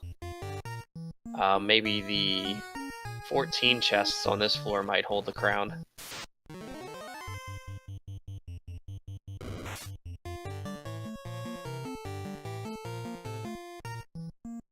A bruncher, yes. Definitely a bruncher.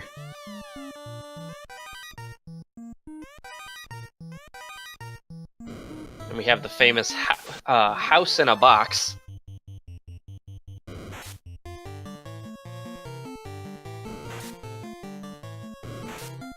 Well, it's free real estate.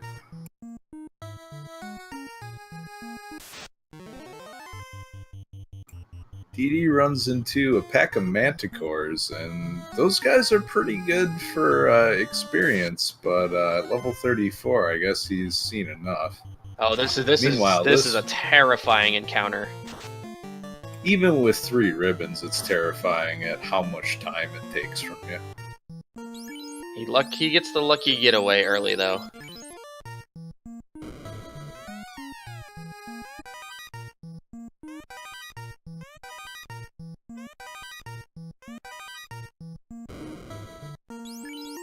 It's the big money chest, but not much else here, so 4 more chests to go before we gotta dip into either Ice Cave or Ordeals.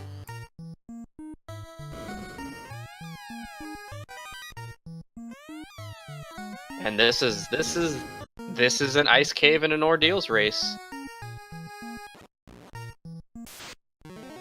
But first, more mancats.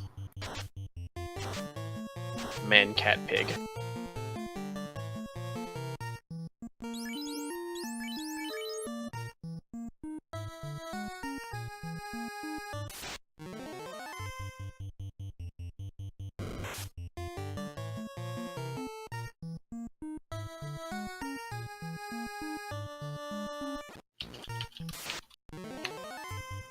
And get ready, everybody, because we are at Warmech Bridge.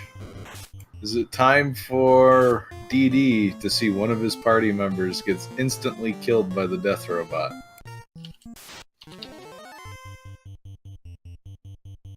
Let's get your Warmac bless RNGs in the chat.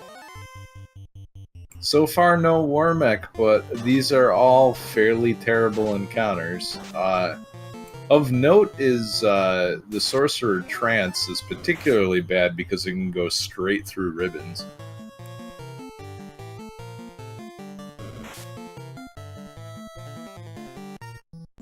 And good night for 2 p.m.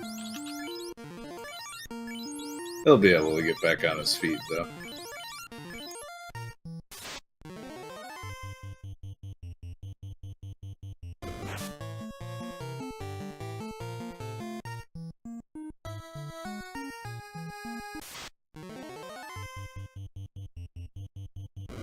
So, question in chat regarding the encounter rate. The encounter rate on this particular area of the game is twice what it is in any other area of the game.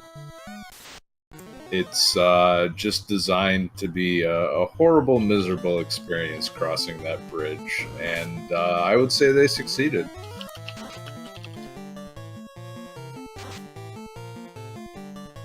There will be no Warmech this run from DD Gamings.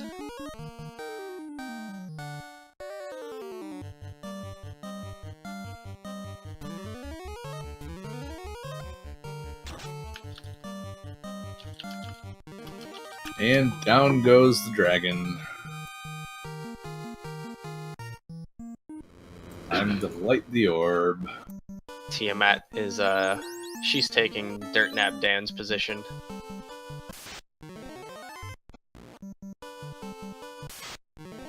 And with that, we have... Oh, I'm disgusted. Files, don't watch. Oh, he ran away. Killed one and saved one. I have mixed feelings about this guy. He saved the Tyro. I think he's doing whatever he needs to do to make everybody unhappy. We have one Tyro saved and one Tyro slain from DD Gaming's. I don't know whether or not to be happy with him or to be sad with him.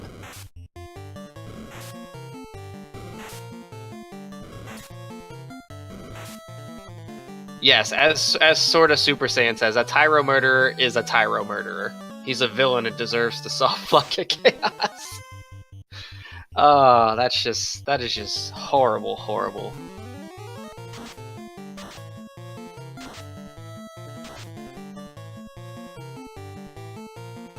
That first Tyro was armed with baby arms.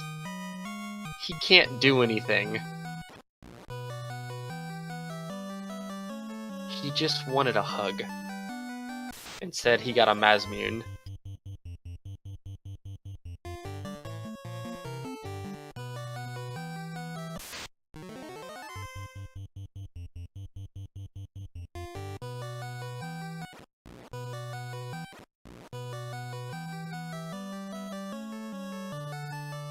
So we have the ice cave here. I'm wondering if he's going to use the warp strat.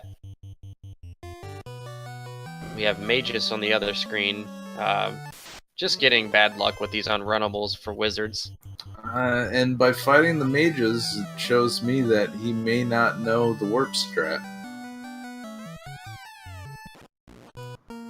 Oh, no. He knows the warp strat. He just maybe thought of it a little too late.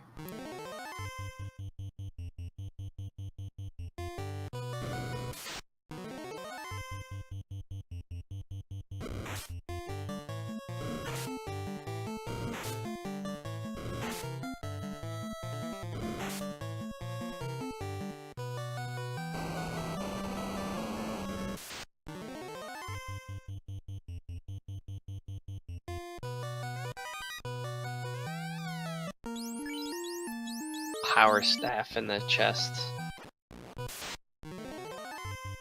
Deciding not to take that second encounter on Frost Dragons. Well, nothing ruins your day quite like a bunch of blizzards to the face. And even though you can't see any frost wolves in this fight, frost giants only show up with frost wolves, and that makes this an unrunnable encounter.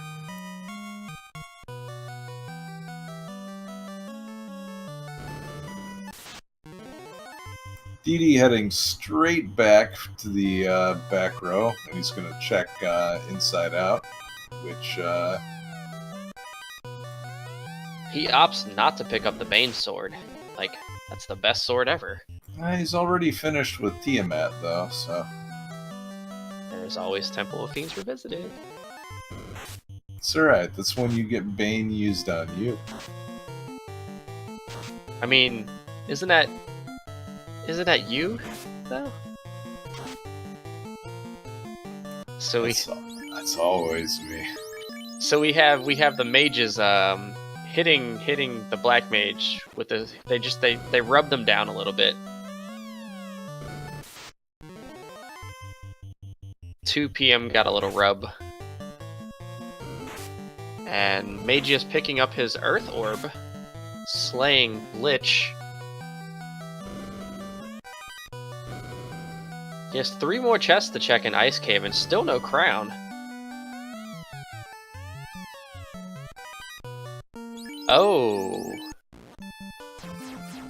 So... Crown was in Ordeals. Interesting. That's gonna be really bad for Mageius, who actually went to check ordeals. No, he's taking the long way. I swear there must be a strategy guide or something that tells you to land there. The strategy guide would probably tell you to land near your ship. Whoa, we found what has death touch. It's Sphinxes. Sphinxes with the death touch. Well, here's a pack of 4 in case you weren't scared enough.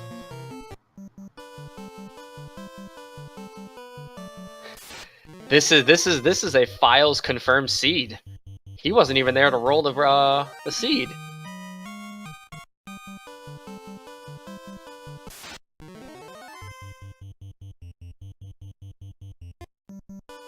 Reason being, Retro Arcade, his Black Mage is the only mage on his team that doesn't have a ribbon, so he's not immune to the death touch. Everybody else is.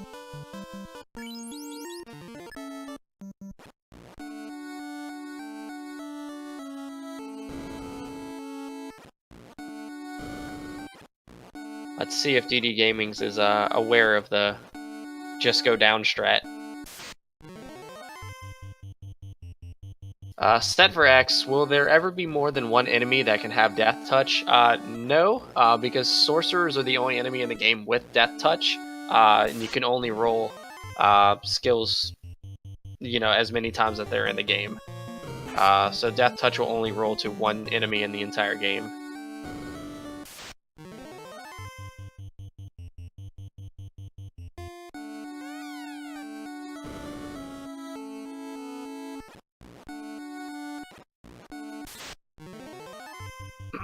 Alright, Edge, pick a chest. Which one do you think the crown will be in? I'm going with number 7. I'm gonna say number 4.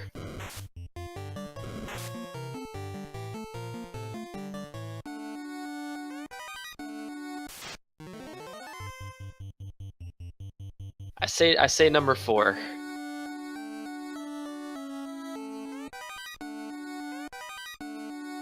And I was horribly wrong.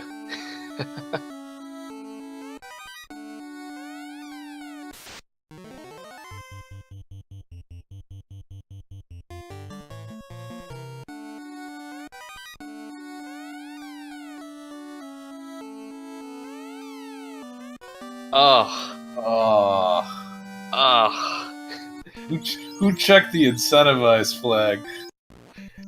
The very last chest in the entire game for them to check had the crown. I think DD actually skipped, or did he open one of the chests on the bottom floor? He opened the trap tile mud golem chest. Okay, so he opened the linked chest. The last chest in the entire game, besides the ones in the Temple of Fiends Revisited, had the crown.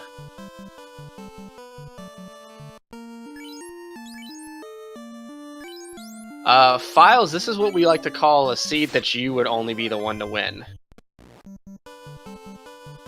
This is a seed that probably everybody would have dot forfeited.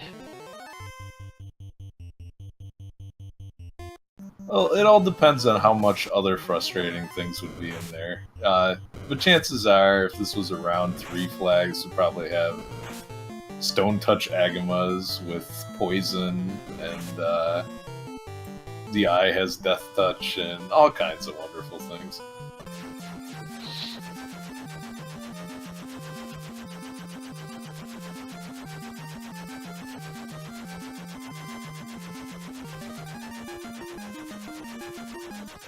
So not forgetting to go take a peek at Astos and, kick Astos in the Astos. He's going to go over there and get the crystal wall from Astos. And DD's going to show Astos how much he appreciates making him go to ordeals. But not before he attempts to rub his black belt. Ineffective, to say the least. And we get our first look at the level 7 magic shop.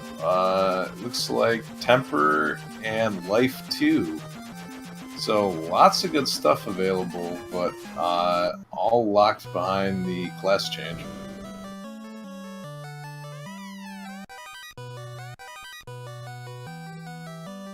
DD Gaming's figuring he had a little bit not enough money. He's one gil short of $1 million. Decided to go pick up another 8,000. But still not breaking the $1 million mark there. Carrying nearly $1 million gold with him, decides to rob a witch. Is there no limit to this man's greed?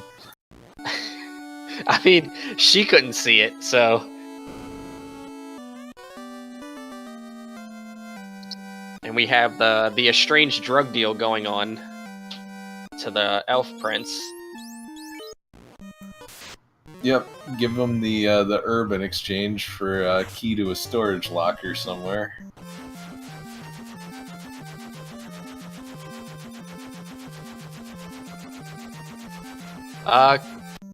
Crown cannot be in the Temple of Fiends Revisited.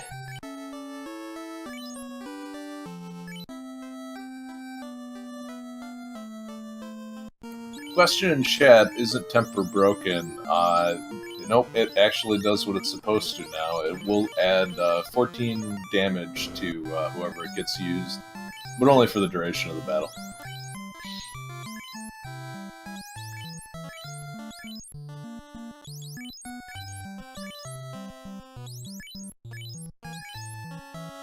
Alright, we have Mageius in the Waterfall Cave. Will he take a visit over to Out of Bounds Bat?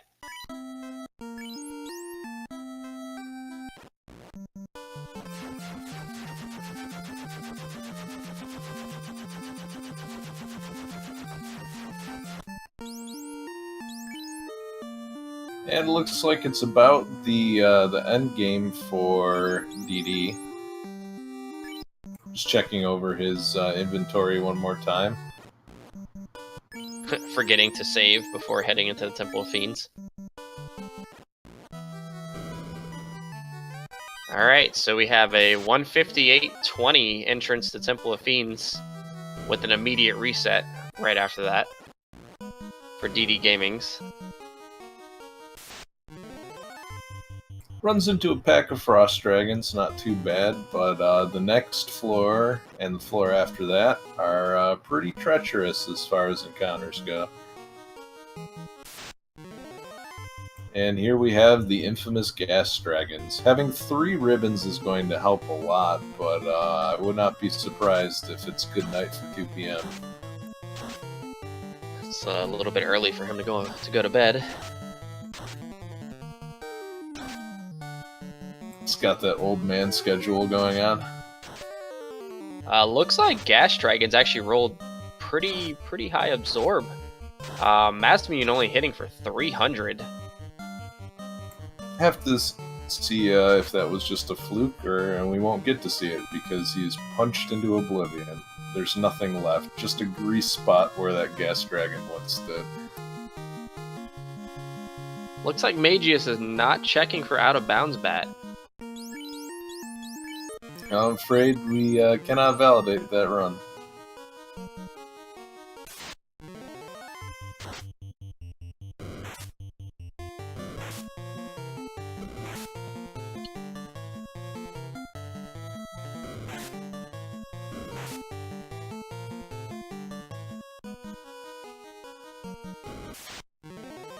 DD Gaming's running into the Phantom and chopping it in half. Nothing too spooky about the Phantom when you've got... Oh, he's checking the greeds, chests, and finds a Vorpal and a Silver Gauntlet.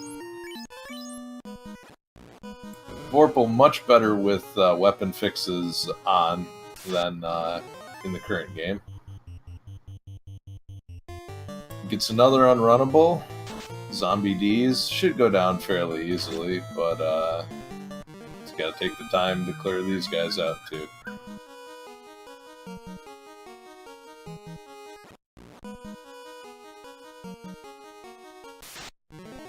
And getting yet another unrunnable with a worm.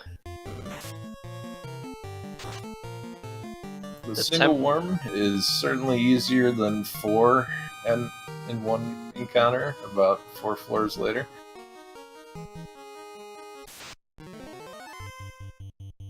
I like to call this the Temple of Unrunnables.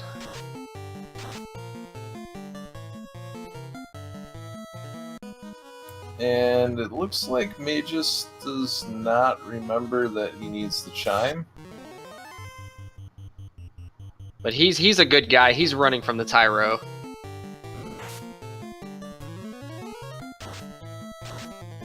Save the Tyros, everyone.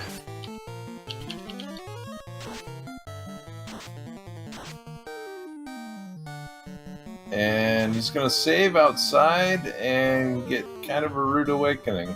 Or no, he's already found the chime, so sometime when we were watching DD, he's already got that, so apologize for that. Let's update the tracker.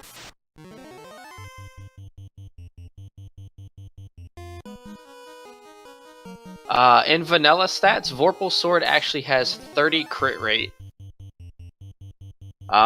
With weapon fixes turned on, Vorpal has 60 crit, which in some scenarios could even outmatch the Mazmune.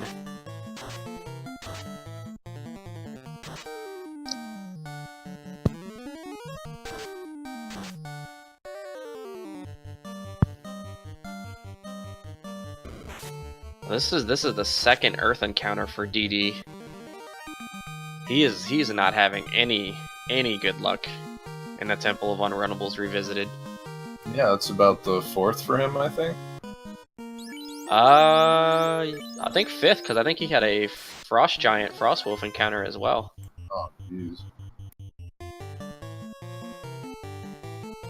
Checking all the boxes.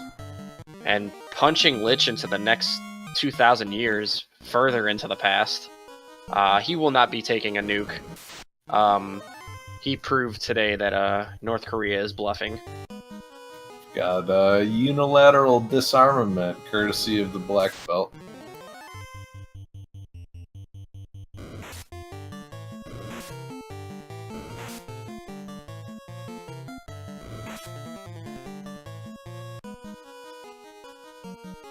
Chat saying Mageius got the chime as DD was doing ordeals, so thank you for that. Appreciate that clarification. And another one-shot to the Fiend. Carry is going 2,000 further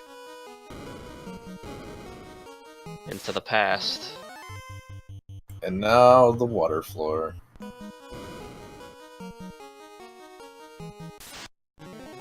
What kind of Kraken 2 are we hoping for?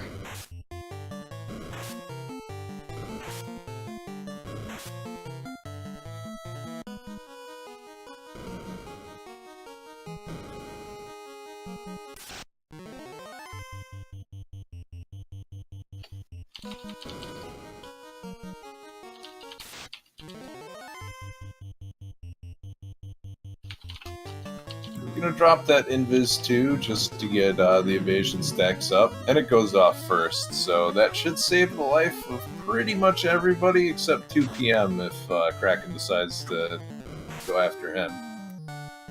And only hitting for 250. That the Black Belt is pretty beefy though, both with natural armor and HP. And the fasted fighter does 800 plus. That would have been enough to one-shot him, I think, or at least get close.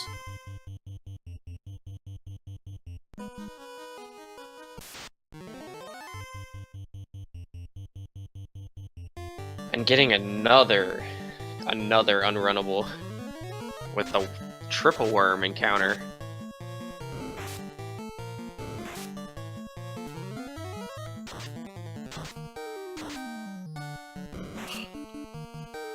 Oh, they have Sleep Touch.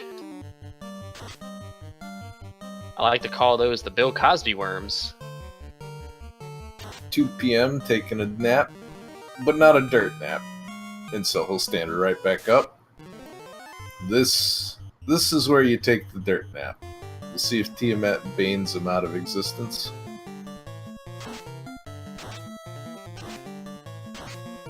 Oh! Taking the Bane.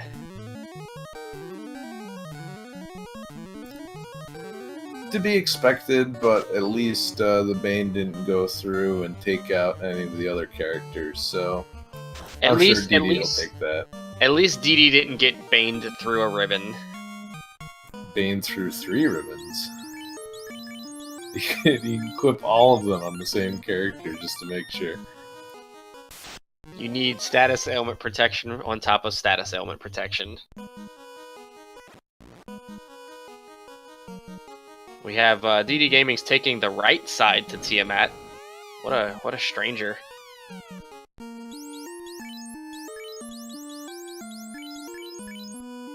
Doing a little inventory Tetris. Deciding to put the white shirt onto his black mage, so he can potentially cast Invis 2 on his white mage and his black mage. Yeah, it looks like that's what he's gonna do. I would...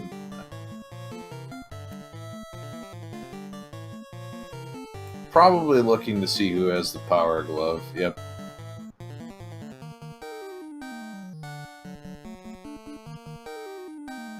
Opting not to fast that user.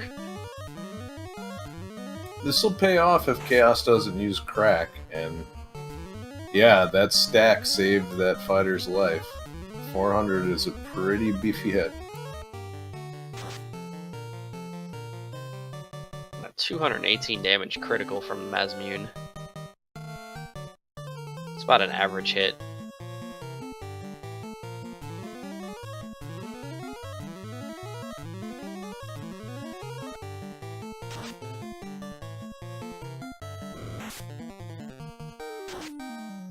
Chaos is at the point where he will basically not be able to either hit, or he's only going to hit once and it's going to do very low damage.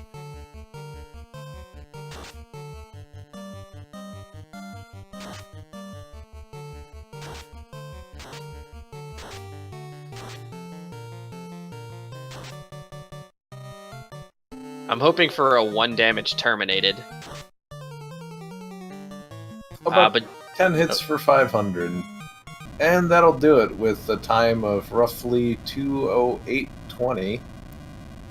Wish I could get you a more exact time, but SRL is having a little bit of difficulty at the moment. Still, GG's to DD Gaming on a race well played with a very interesting seed, especially given the key item locations.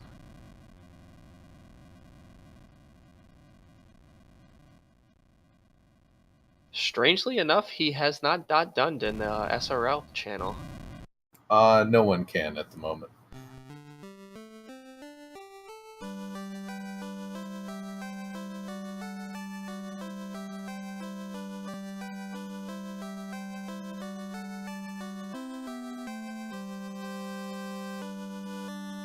Oh, yes, RaceBot is actually gone. I just realized that.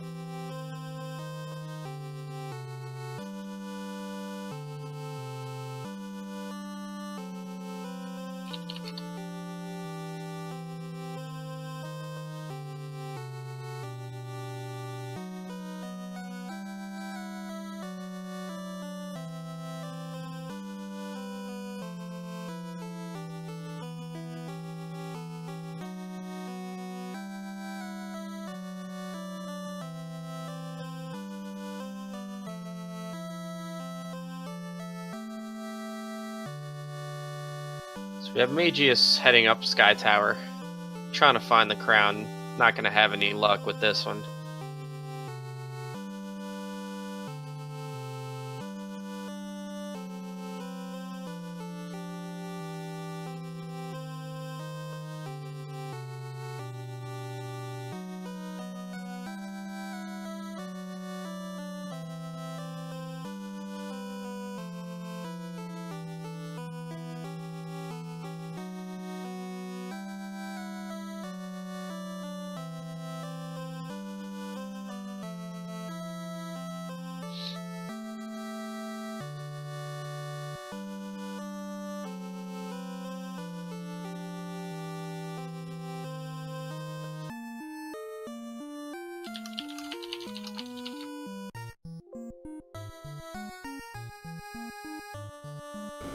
Looks like we'll have DD Gaming's joining us soon in the commentary room.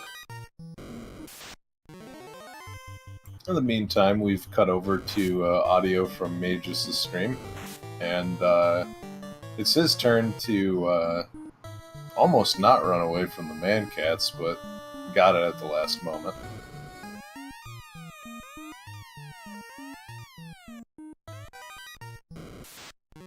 And he too will be disappointed at the poor treasure showing in the Sky Castle. The lack of royalty in Sky Castle is displeasing. And we have DD Gaming joining us in the channel. Congrats on your win.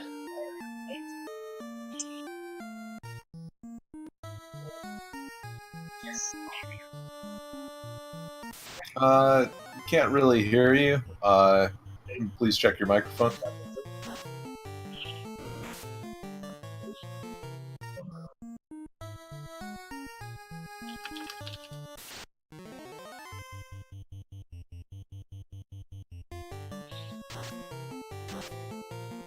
Mageius failing to run away from some more man cats, and this may prove a little costly.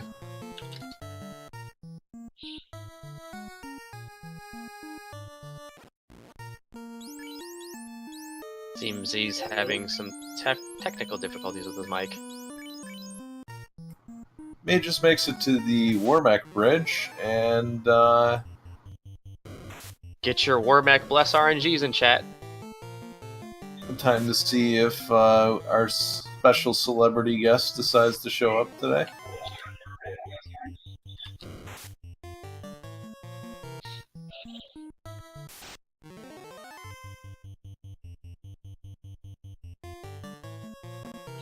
Turns out he's just a bunch of hot air. We will not be getting the visit from our famous Warmac today.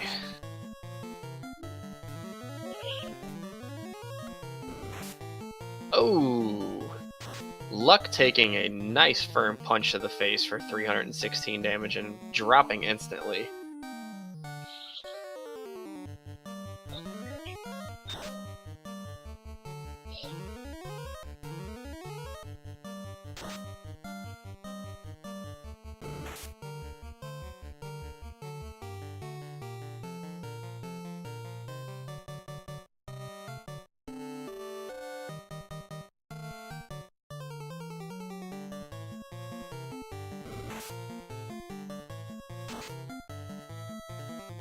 Tiamat going down to the Mazmune. Mageius is lighting his air orb. He's going to proceed to the Sea Shrine, where he will be greeted with disappointment.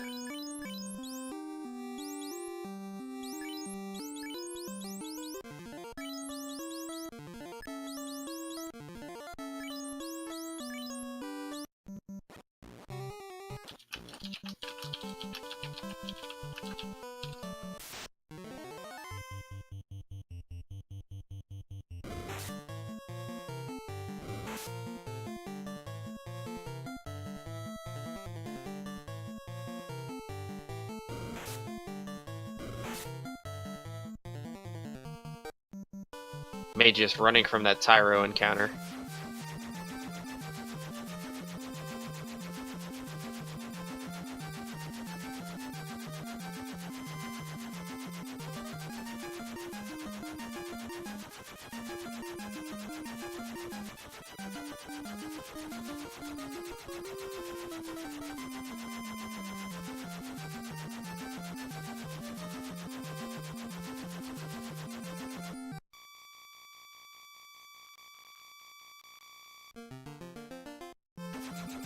Lich is actually not a female, as far as I'm aware. Carrie, Kraken, and Tiamat are all female.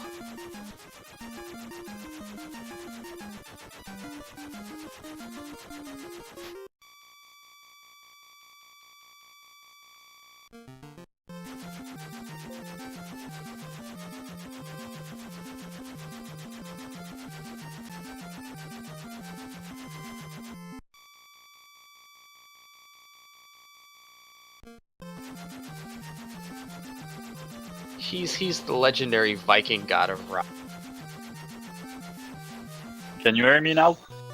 Yes. Hey, welcome to the chat. Thanks. Congrats on your win. Yeah, thanks a lot. It was quite a trolly seed. How did you think it went? What? How did you think your run went? I think it went pretty good. Forgot some stupid stuff like translating the slab before going to Lefane. But all in all, this was a pretty good time considering I had to open every freaking chest in the game. Yeah, we saw that as we saw that the crown was the final chest in the game you checked. Yeah.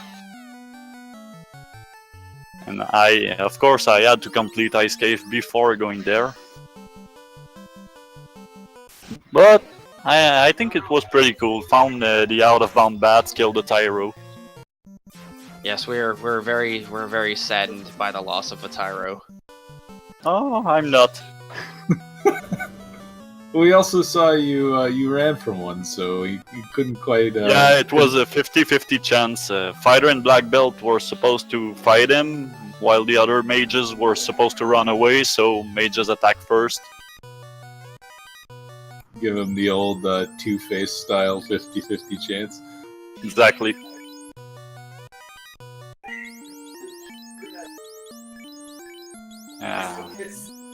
As I said, I forgot where the bottle was. I forgot to translate the slab, but that went pretty okay. Yeah, I would say for clearing out almost every chest in the game, finishing at around 2 hours is a pretty good mark. I don't know, have you had many other seeds where you've had to clear everything out before? I don't think I had to clear everything. There were some seed where I had to go everywhere, but I found the item I was looking for before the final chest. But this one, I got trolled real bad.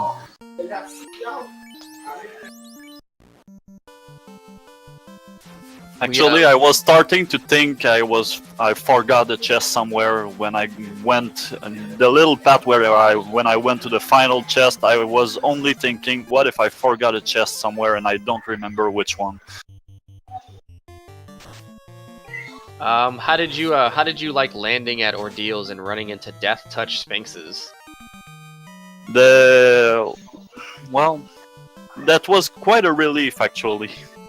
Because Sphinx aren't enemies you encounter in any dungeon or in any place where you cannot save in between fights, so I'd rather get Death Touch Sphinx than, like I got this afternoon, Death Touch Red Sahags. Oh, yikes, that's... Yikes. Yeah, Sea Shrine was a nightmare.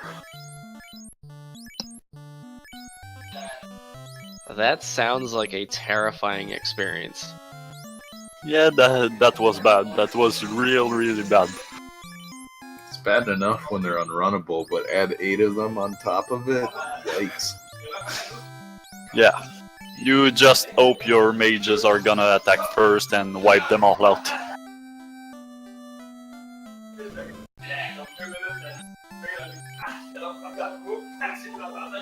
So we're unsure when our racers can actually dot done and finish the race, but we know exactly which time you finished at, so you're good on that front. Okay. Yeah, I don't know why the dot done isn't working, but... Race bot is down, actually. Oh, okay. That explains.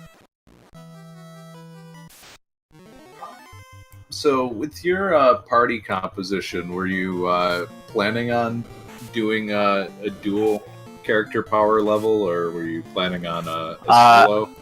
I always do it like that. I want to have someone who can take hits and someone who can deal damage. So I always keep Fighter and Black Belt unless my party doesn't allow it. But yeah, I try to raise them around level 30 to 35 depending on what items I got, depending on the weapons, depending if I have ribbons, if I have pro rings, if I have Masamune. Like this race, I already had Masamune. I was looking for pretty much every key item at that point, so I figured 30 was enough. I would get to around 35. I usually finish around level 35 and 20-25 for the mages. Yeah, certainly keeping 2 characters alive is the safe way to level, and seemed to work out fairly well for you. And how did you feel when you found all of that good equipment early? Well, Mass Mune was quite a relief because this is, anyone know, this is by far the best weapon the fighter can have. And sometimes if I get a good weapon, like, I don't know, defense or any good weapon beside the Mass Mune, I'm gonna try to find the tail and, well, raise my character to Knight and Master. But if I can avoid doing that, I'd rather avoid. So getting the Mass Mune early was really nice, and yeah, I got some pretty good stuff. It was like, I would say it compensated for the crappy spell I got at level 1. A more 327X, is there going to be another race? Unfortunately, no, not on Speed Gaming 2. There is another race going on Speed Gaming 1 right now.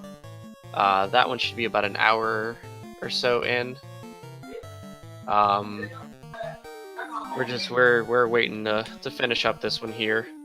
Mageius is finishing up his final orb, but he's still in search of the crown.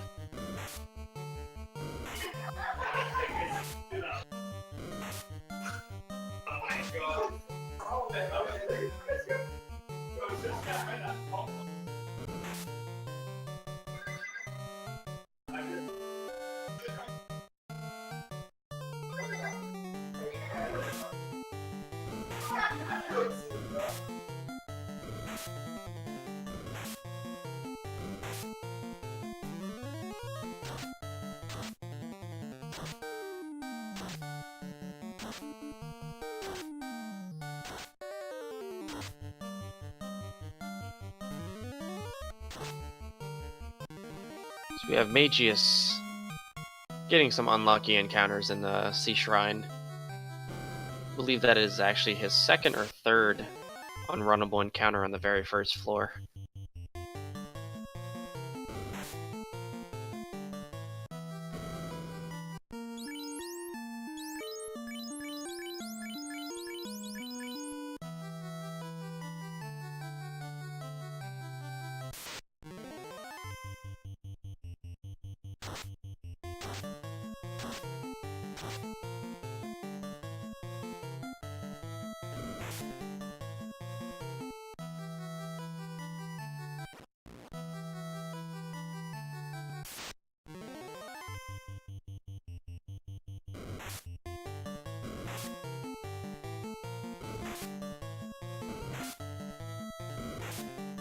Looks like DD Gaming's actually left the channel.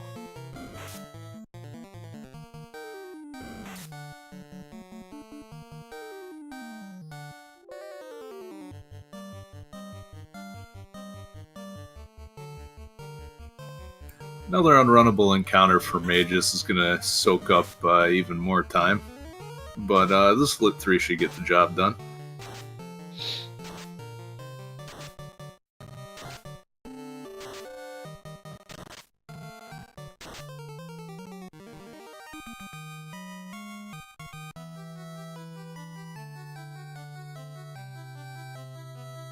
He's gonna go check the chest before Mermaid Village.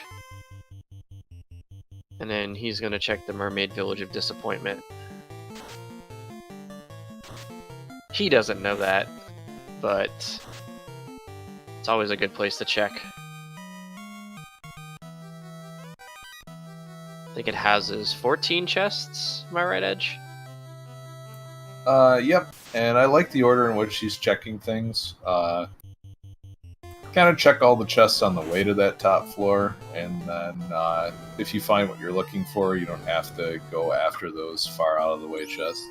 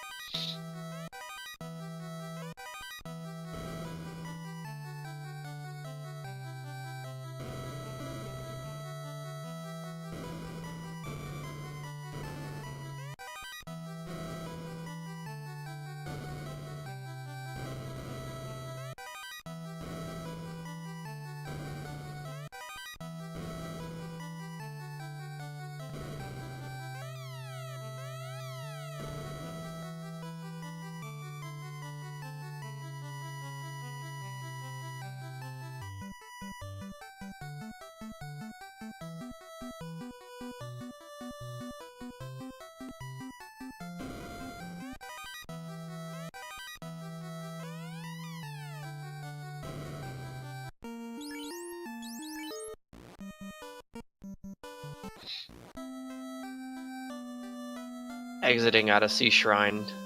Not a bad idea. Taking a gamble, not knowing what's in those 2 far chests. And he's going to start heading towards the bottom of the Sea Shrine. And getting another unrunnable encounter on his entrance in. It looks like he just ran out of habit, probably not realizing that this encounter can be on this floor.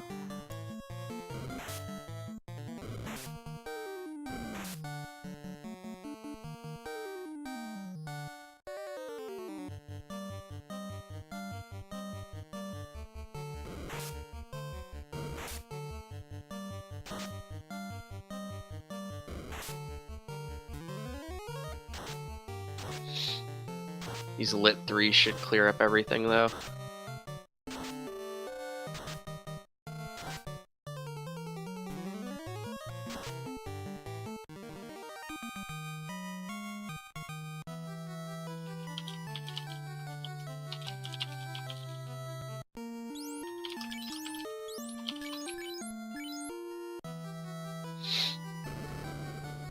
And while you guys are at it, please follow the runners. DD Gaming's and Mageius1. Follow both the runners. They're both pretty cool guys. Both sort of new to the community. So they're still learning a lot of the text of the game with the round 1 flags. But show them some love. And if you guys are very interested in learning how to run this game, join the Discord as well. Very friendly community. Always willing to teach you guys how to run this game, and just here to have fun.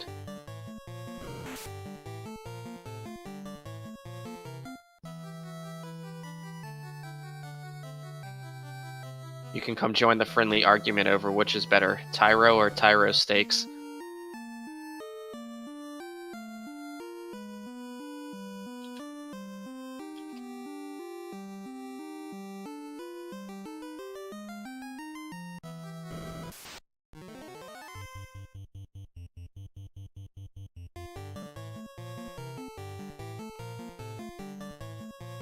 And getting another Arsahag encounter.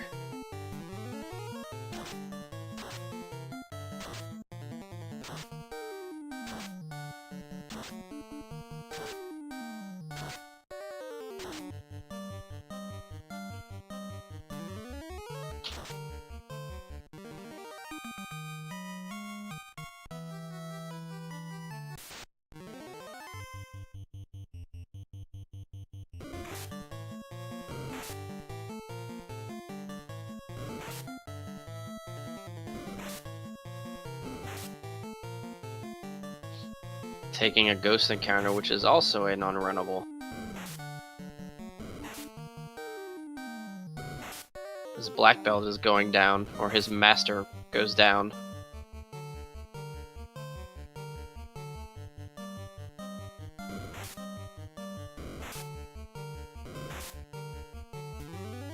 This is a scary encounter for him.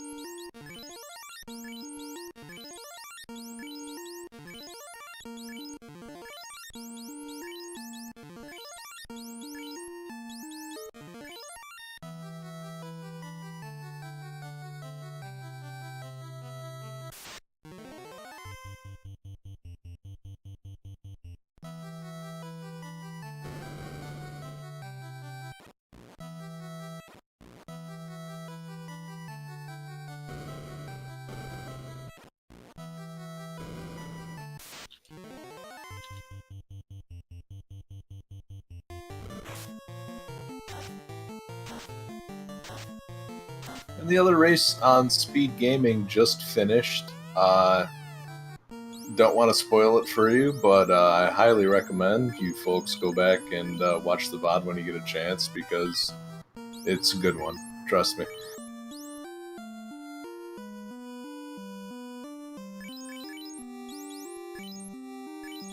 May just doing some inventory Tetris, just trying to allocate the equipment as best as he sees fit. Likes to pass up the mage staff, which doesn't get very much mileage in the late game. But it does cast fire too.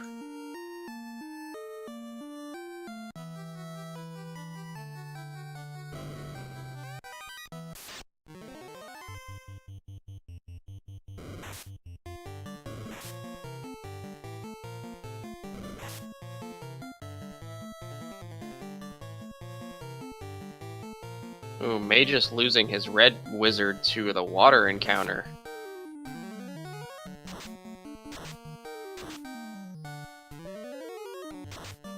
This is a scary situation for him.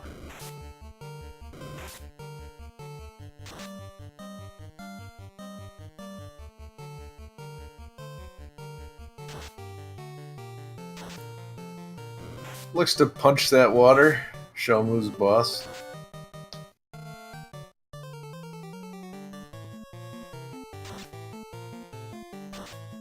He's just letting the water know what's coming for him.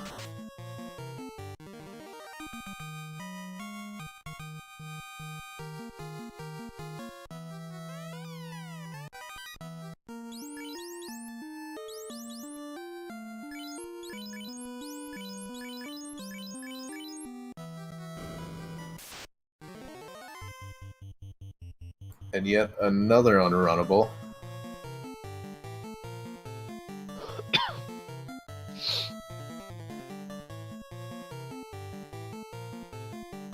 And he's starting to run a little low on resources.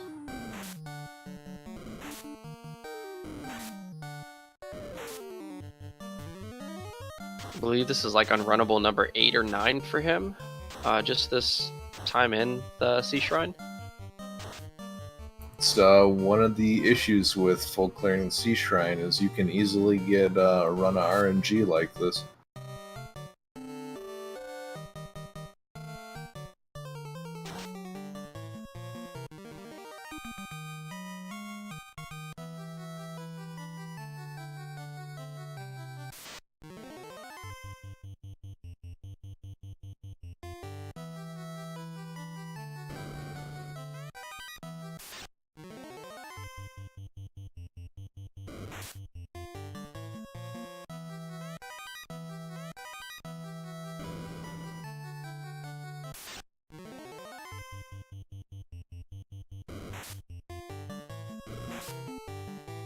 Ooh, losing his black wizard to the lobsters.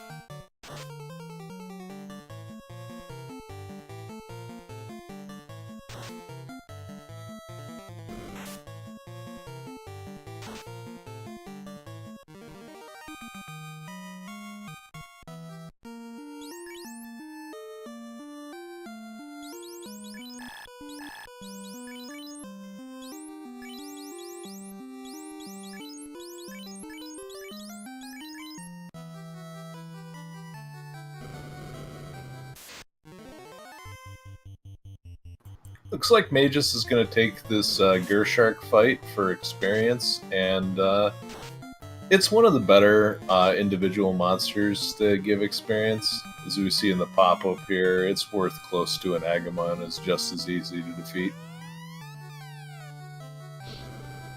Opting out on picking up the cap as well.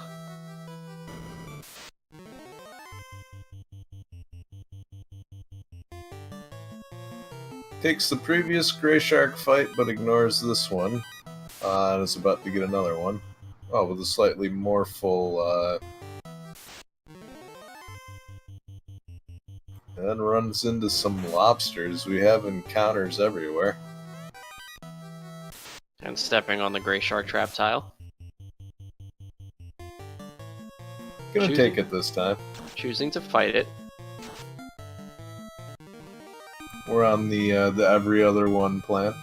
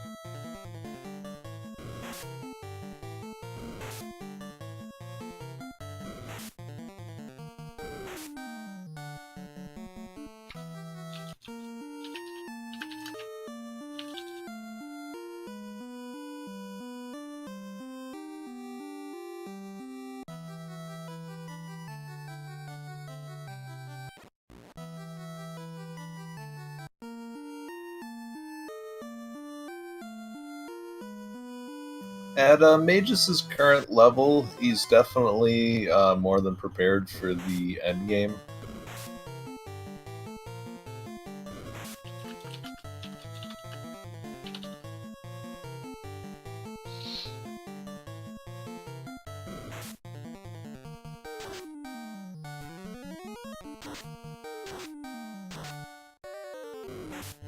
Ooh, scary critical hit on his master.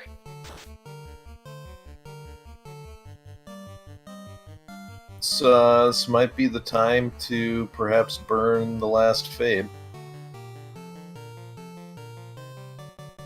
Oh, he's opting to use the white shirt instead of the Thor hammer. Could potentially save his red mage and his white mage's life. Tries to poison the water, but it doesn't work. Someone poison the water hole.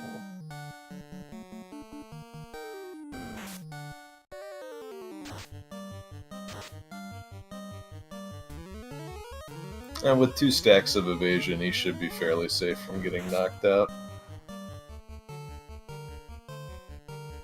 That was almost a commentator's curse there. Almost, but not quite. Still, a crit is something you don't want to see here, and he won't. I'm wondering if he's going to use that exit charge to get out of there and heal up. He's got enough life in Cure 4 to, in Cure 3, actually, to carry him through, so he should be alright. But he can't really afford too many more fights like this. But unrunnables are pretty rare on this floor, so he should be good to go. Major question is whether Kraken1 decides to play nice or not. We didn't get to see too much of Kraken1 as DD Gaming's punched him in the face a couple of times and killed him. Or punched her in the face, sorry. Yeah, DD Gaming's made some quick calamari. We'll see if Mageius has just as easy of a time. Another unrunnable. I'm pretty sure this is somewhere along the lines of a 12 and 256 chance, so not very lucky on his part.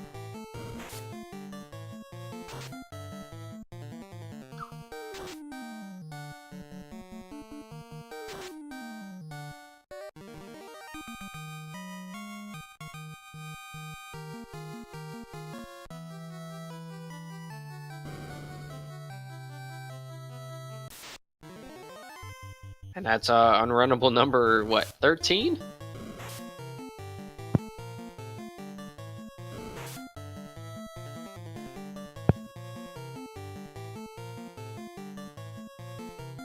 At this point, this is getting a little gross. Oh.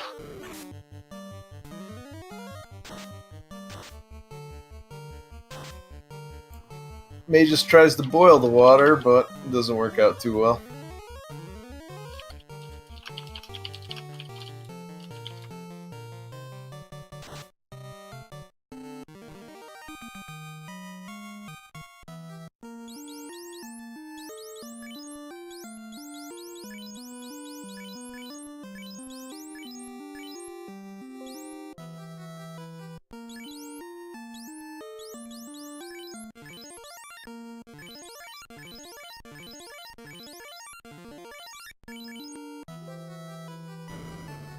So we have our second look at Kraken.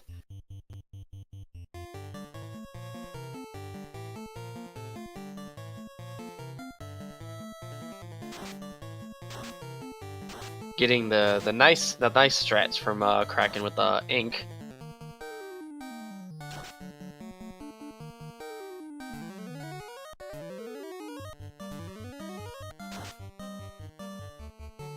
And this ought to do it, just with the sheer amount of damage that this team can put out. And Kraken 1 is down, so he'll be lighting his final orb.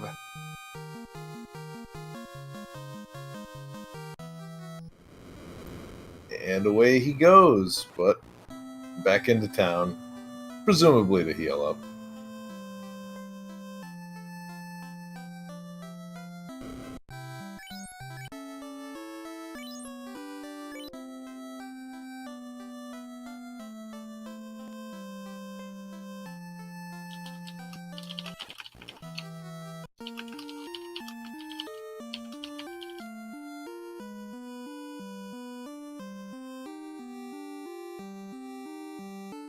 Fairly balanced leveling all around. Looks like the white mage stayed alive the most out of the rest of the party.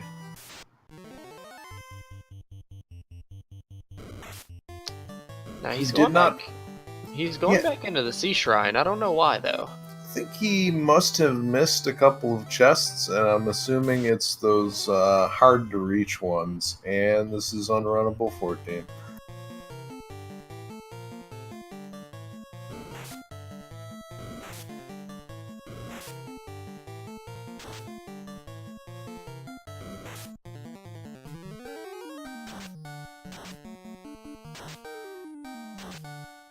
I'm scared to see his Temple of Fiends.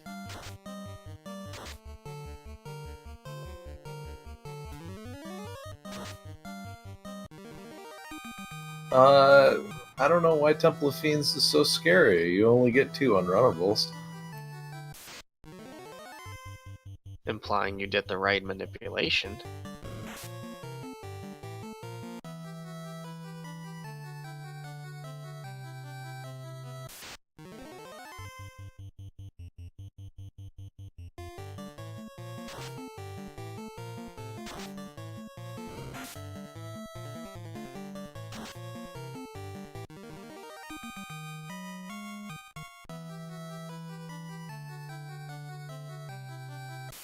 So he's gonna go check that northern chest. But not without checking the Mystic Key door.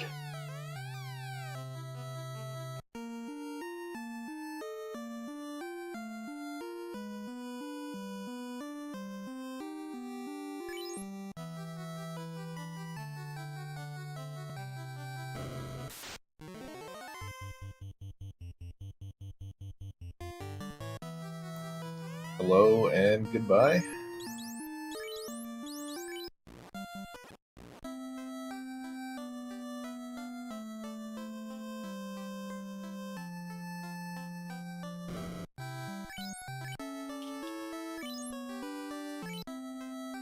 This time he can be sure that he's cleared out Sea Shrine, and let's see where he heads to now. Welcome back, DDG.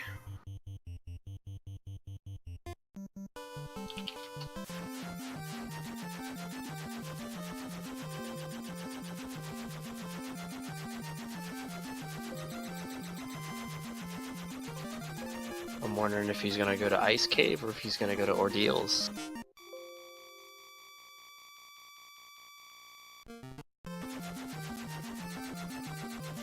Yeah, it's looking like Ice Cave.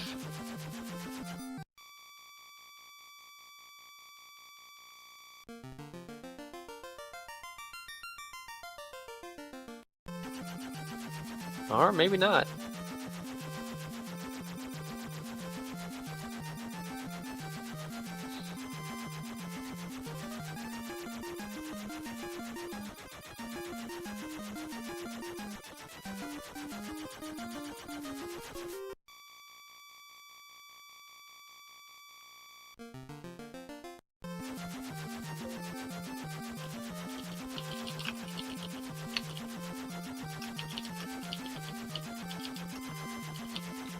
Looks like he's gonna run back to Ordeals. That's actually a better choice for him. Trying to find a sneaky way to land the airship without paying for parking, but on a walk to Ordeals, you just pay for it no matter what. It's a very high service fee for parking for Ordeals. Managed to find a nice little spot outside the woods, but runs into a sandworm and Oh, it has. gets cracked, but 3 ribbons, fortunately. Sandworms have a skill list that is just 4 instances of crack repeating. They are terrifying to behold if you haven't picked up ribbons. But if you have, they give fantastic experience. I think it's actually a little bit higher than an Agama, right? I think so. I think it might actually be on the order of 2 Agamas, or maybe 1.5. It's very good. Significantly better than a Tyro. Yeah, well, anything gives more experience than a Tyro because we don't kill Tyros. Now, what are your thoughts on T-Rexes? T-Rexes are like his wicked half brother. So yes, I would definitely kill him. Tyro is the good guy. Oh, he's getting tranced. This is like PTSD for me right now. Time to dig out the MS Paint.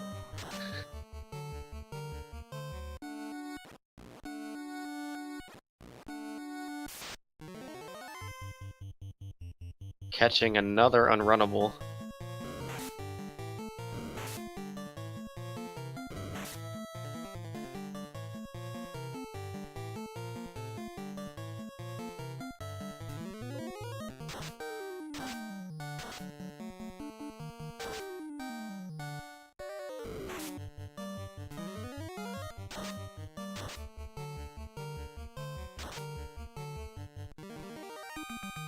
MS Paint is limited to my strategies.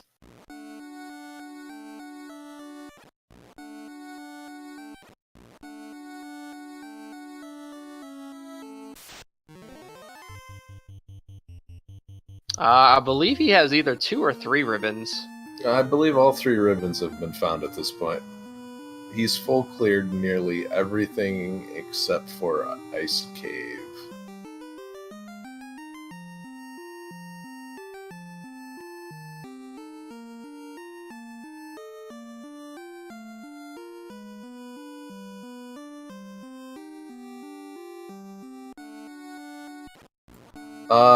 Ribbons do not help versus trance. It's a question in chat. Trance is a non-elemental attack, and so unlike other things that cause paralysis, which would either have status elemental or fire elemental. Trance has no element and just goes through a ribbon as a result.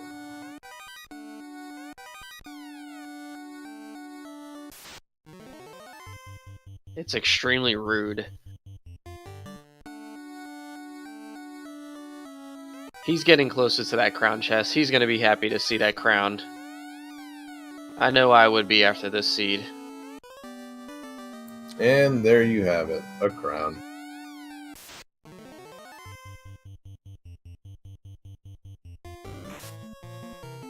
I'm taking the zombie dragon fight. Is probably showing him who's boss on the way out the door.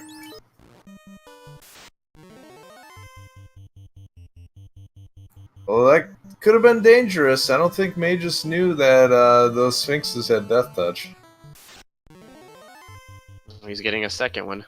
Not been a chance to strike first. He may never know.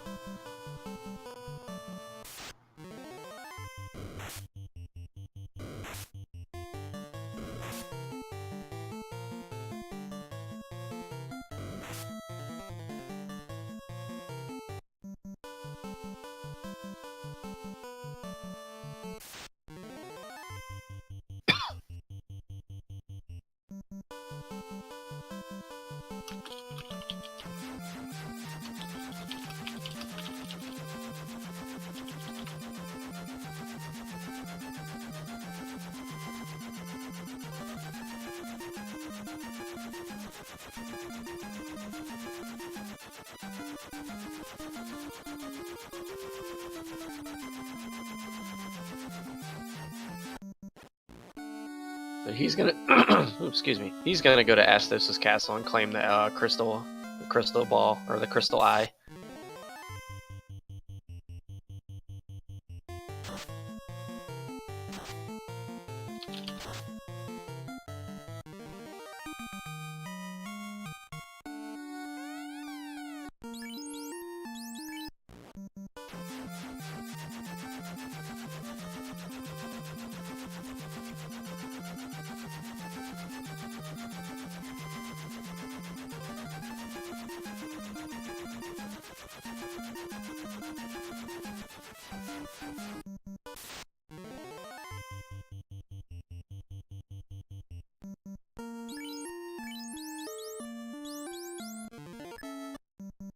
He's about to make the shady drug deal with Matoya. Yep. Handing over some crystal meth in exchange for an herb.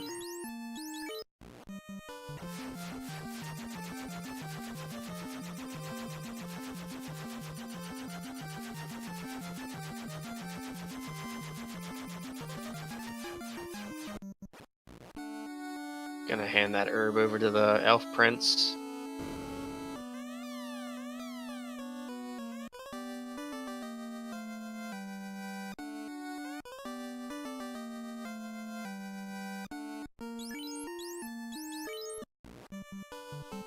And with pretty much everything they could possibly want, there's going to be no checking with crown chests.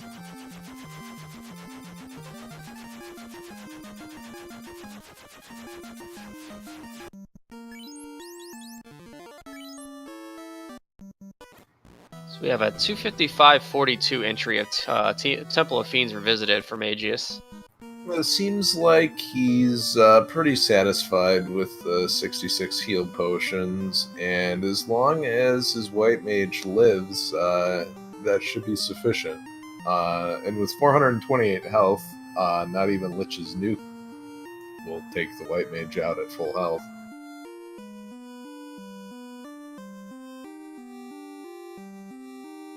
However, the black mage and the red mage, you're on your own, guys. The red mage is about 11 HP shy of being okay. 12 HP if you want to tank it. Like a full max hit.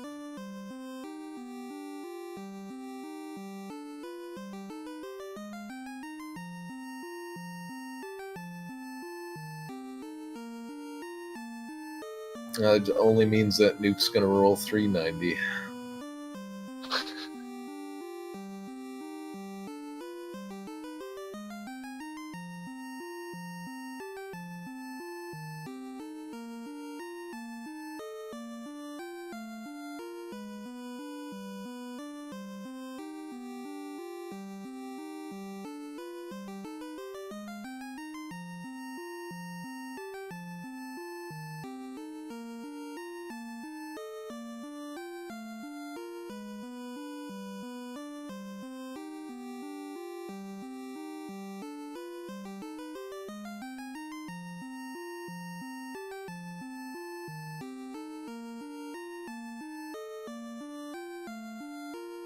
And Mage is kind of just hanging out in the inventory at this point. Oh. Guess he's collecting his thoughts before making his final run in.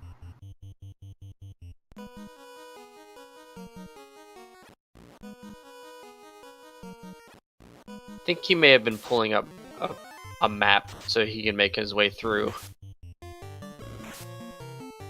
Temple of Fiends is a very confusing maze. It is true. There's a lot of staircases in this final dungeon that go nowhere, and for a newer player, some of the veterans might take it for granted that you know exactly where to go, but playing this blind or pretty much close to it, you can expect even more unrunnable encounters and confusion.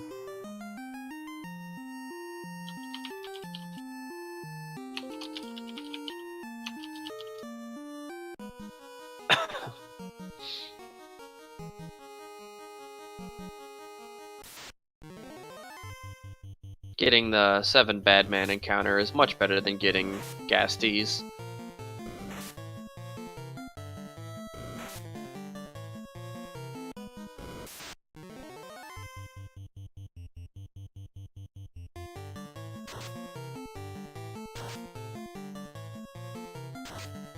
He's showing Phantom who's boss by having both of his mages punch it in the eye before, you know, fisting it and cutting it with the Masmune. They're waving goodbye to him. Not even doing damage, just so long. Looks like he's trying to use the rod on the plate, and he gets it.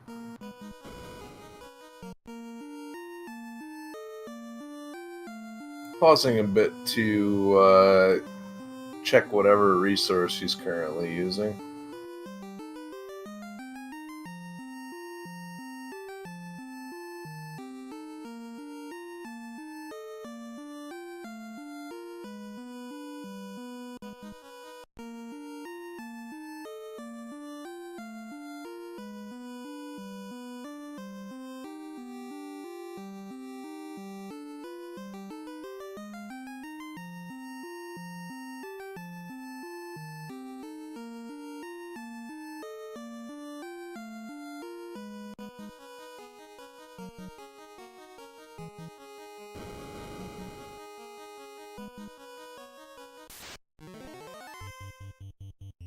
Getting a double zombie D encounter. Quickly realizing that it's an unrunnable, so changing his fight tactics.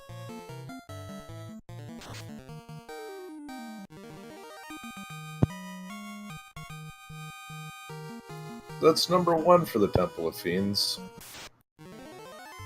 Runs into a pack of metal slimes, but these don't give 255 experience apiece, so just leave them alone.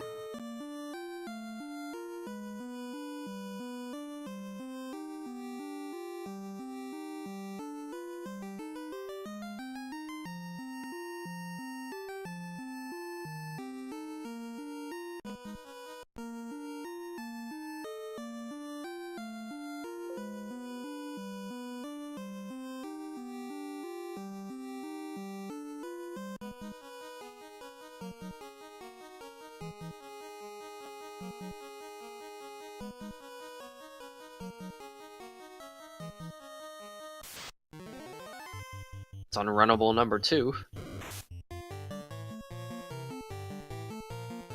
Yet the solo worm is always welcome. Might even be more welcome than a pack of frost dragons, especially in round 1 seeds. Blizzard can be very devastating.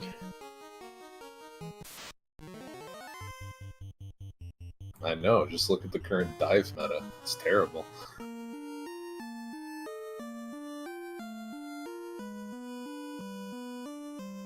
Throwing an Overwatch joke there for the folks who are still here.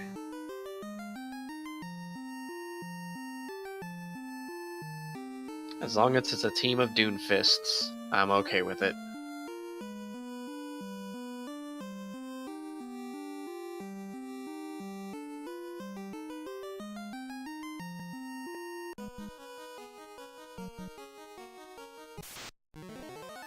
unrunnable number 3.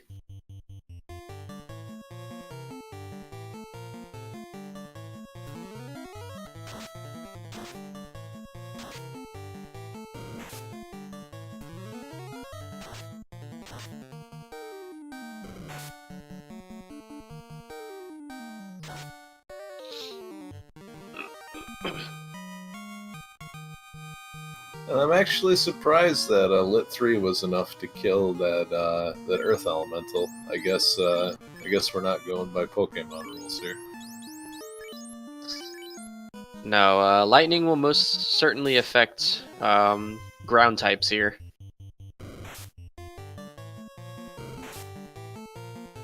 Ooh, nasty crit from that Golem. And maybe just doing a little exploration in the temple, giving a little love to a room that we don't see very often. It's a very nice altar that Lich has set up there. I'm getting another unrunnable encounter.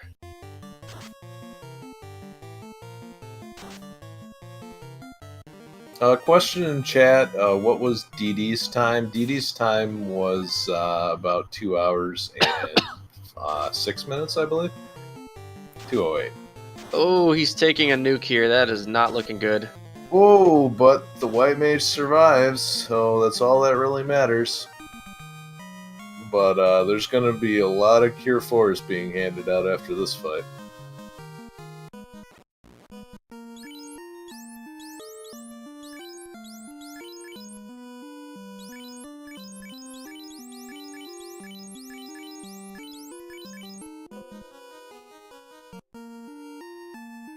There we go. Good as new.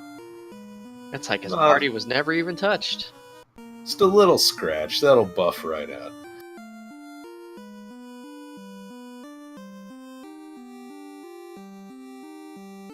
Not mint condition, new in box anymore.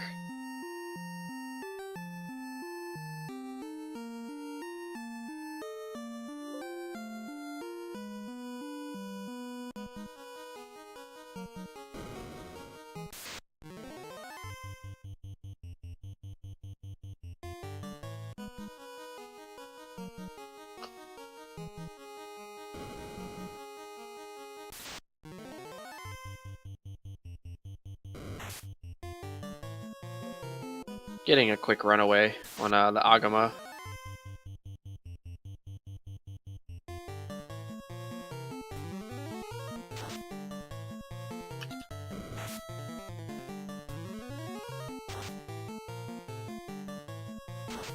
Oh, and Carrie with the absolute disrespect punching that black belt, but he gets revenge in the end. Or master, I should say, given that Mage selected to upgrade his class. And now the infamous water floor.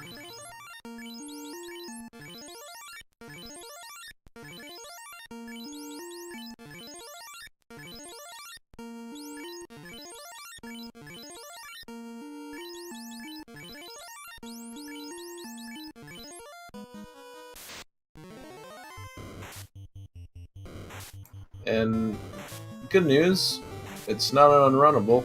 Bad news, it's an ambush. Eesh. This is a scary ambush to boot.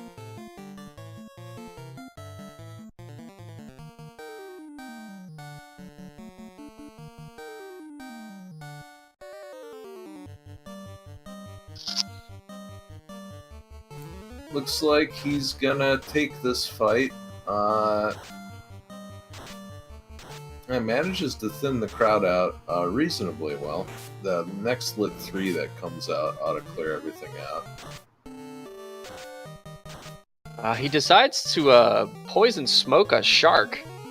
That takes some pretty big balls to do. Oh, and then the run succeeds at the end. That feels bad.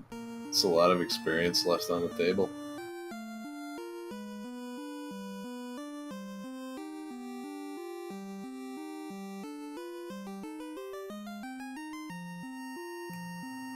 Looks like he's trying to figure out whether to heal up or move on.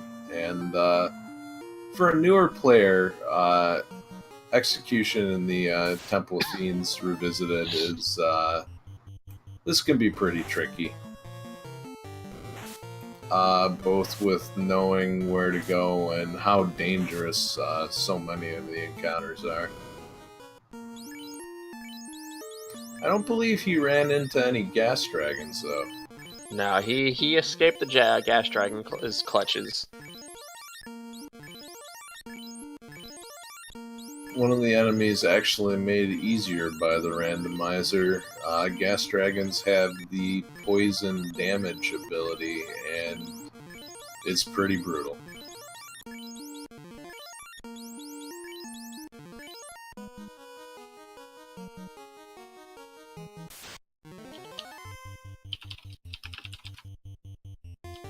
And he remembers there's no escape from the water.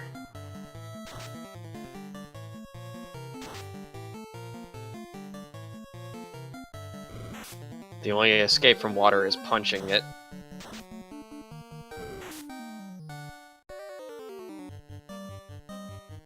Well, it's interesting that in this game, water is weak to ice rather than lightning, but I guess it's easier to punch water once you've frozen it.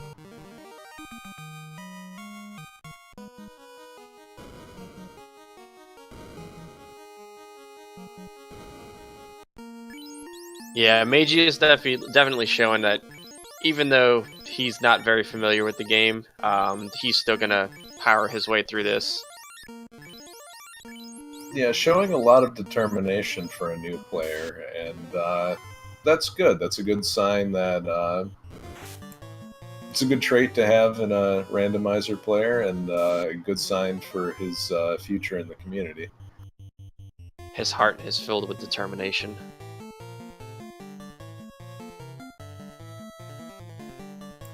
And soon his stomach will be filled with calamari as he prepares to take on Kraken.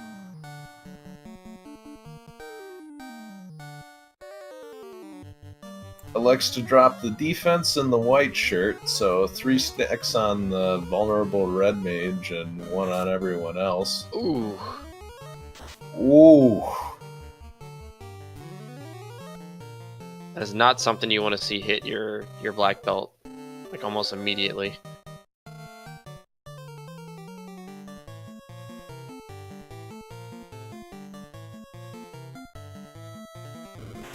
Ugh.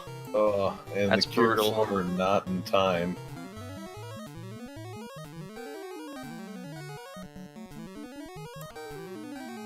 With enough evasion stacks, he should be in decent shape. Provided he can get all of these fade charges out fast enough. Well, his red wizard still has him. Ooh, nasty crit from that Mazmune. Wow, that's probably the hardest I've ever seen a red mage hit anybody. And that was just off of 1 fast buff.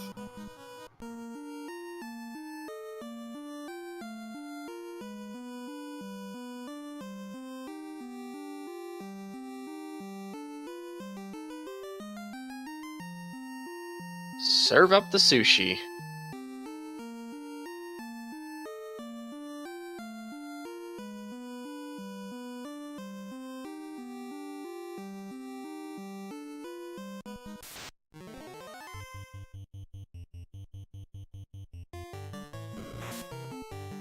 The only zombie dragon encounter you can run from in the entire game. And here comes Tiamat. Everyone's favorite multi-headed Bane dragon. Let's see if Tiamat will be hitting him up with the smoke clouds. Nope, just straight up hitting him. Oh, I didn't even see him punch the black wizard in the face. Yeah, it was 300 plus, so not so fast there, buddy. Uh-oh. We have the Bane coming out, and he hits the red mage as well, so he's not hitting fast either. I have to wonder if that went through the ribbon. I know he's got 3 as well, and I thought the Black Mage was the one that did not have it. So Ooh. Tiamat is not messing around, and I agree definitely with these white shirt casts, but if he gets the jump on this white mage, that might be it.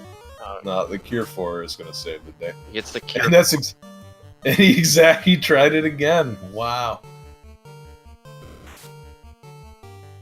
So he's down to 1 hit with the stacks of evasion on him. And that's probably it for Tiamat.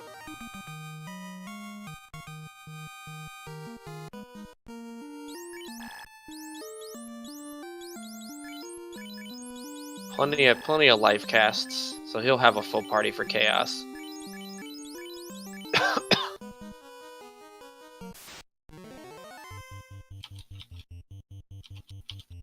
And those aren't iron goals, so he's home free. And now the most important decision in the game, do you go down the left or right side to go fight Chaos? Frankly, I like going down the left side. It just feels more natural. See, I always felt it with the right side, but that seems to be a slight bias. I don't know, maybe it's because I'm right-handed or something. I'm right-handed.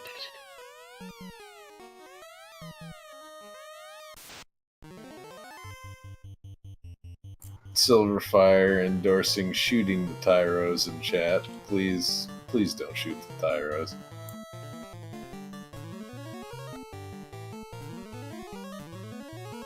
Alright, so things we don't want to see from Chaos is immediately 4 spells. That could be catastrophic. And what do you know? There's the first spell. Actually, that just showed us that his red wizard actually does not have a ribbon on him. It's actually the black wizard that has it. Interesting.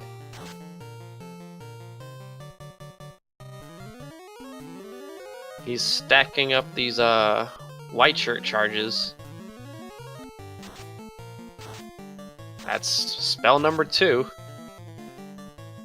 Not looking good. We might see a Cure 4 come out here.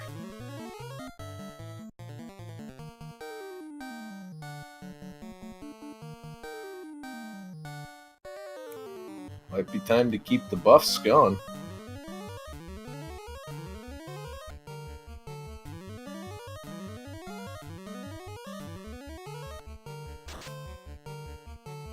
That is spell number 3, so Chaos's next spell is going to be Cure 4.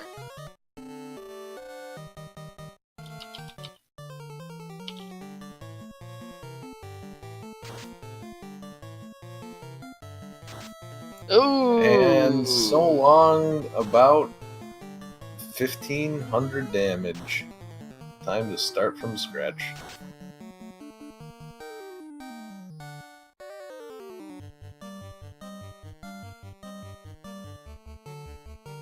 So we are getting into the dangerous part of the spell list.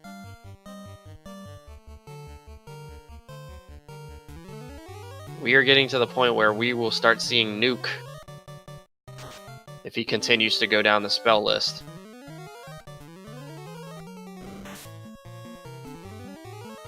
He took a physical attack, which that's a good thing. You want to see that when you have that many stacks of the white shirt on.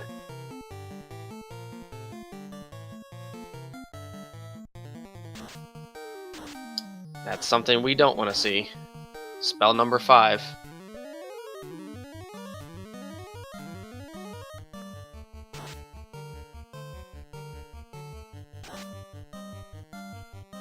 He's at about 12 to 1,300 damage.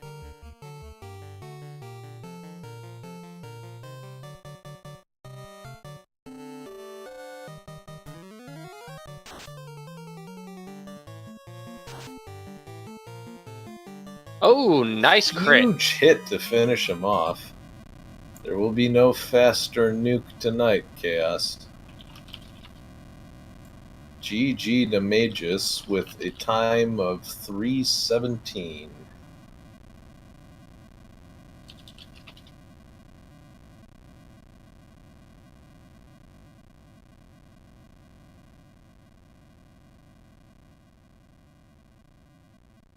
So GG to Mageius for sitting through that entire run. Was definitely not a very generous seed, especially with Crown's location. Definitely a rough seed for a newer player, but props to Mageius for sticking it out.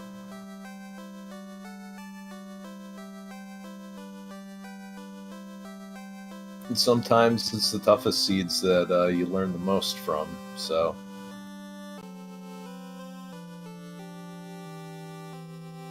Definitely interested to see what lessons Mageius learned and how he elects to change things up for the next round.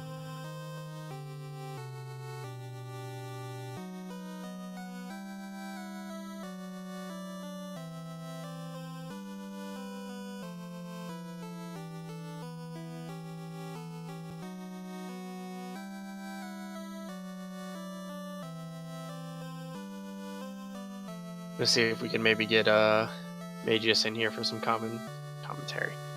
Interview. Yes, that's the word I'm looking for.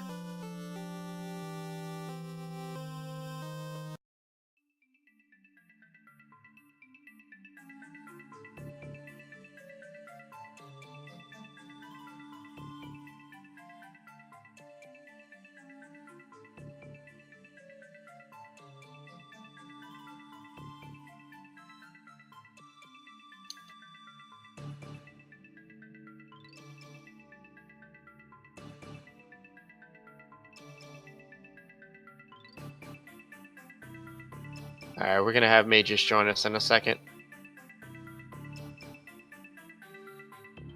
Hey, Mageius, welcome. Welcome. Well, thank you. Can you hear me? Yes, we can hear you. Can hear you just Good. fine.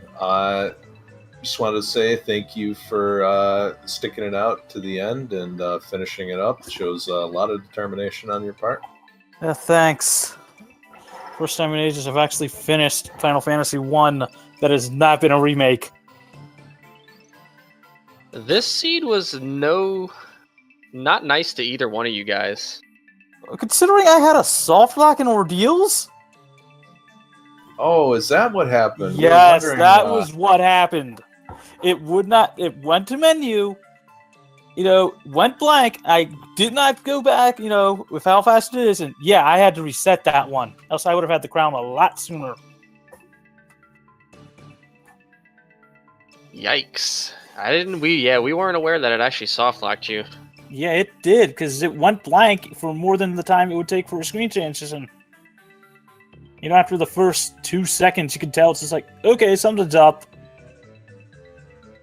And rather than deal with most of it, it's just, okay, I'd straight up reset.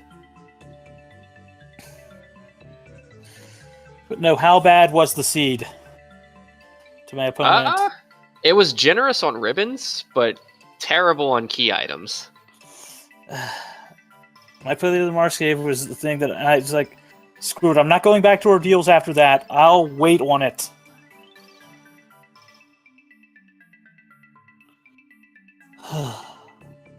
I just hope I was entertaining. To say the least, yes. The struggle in Sea Shrine was definitely it kept us on the edge of our seats. Yeah. Hope you guys got the references to the names. I actually did not. Okay. Goon is basically, if you've ever seen a Final Fantasy Mystic Quest run, there is a part in there that it states, "Go on, kid," which is commonly nicknamed as Goon Kid. Rosa, FF4, the set R is basically the closest I could get to Setzer from FF6. And luck, just because, hey, I need luck. We had the user Setver in chat wondering if that was a reference to him or not. Nah. We weren't sure. Nah. So, But, yeah. Well, if he wants to count it as a reference to him, good on ya. God, that seed was hard. Well, not as hard, but just... did the best I could, and I forgot for part of the time. It's like, oh wait, I've got the white shirt. I've got this. It's just like, heck, for the longest time, I even forgot I had the Asset Moon on my freaking mage. And that's the joy of the randomizer. Like, you'll forget that you have some things, or you'll forget where it's in certain locations. Like the bottle location, we saw you searching for it. No, it was more the fact of just remembering where the actual place is. I'm not the best with remembering where I am in the world map. I know where a lot of the stuff is. It's just, okay, where am I on the map? Okay, now I know where to go. It can be a bit confusing at times, especially the way it wraps around.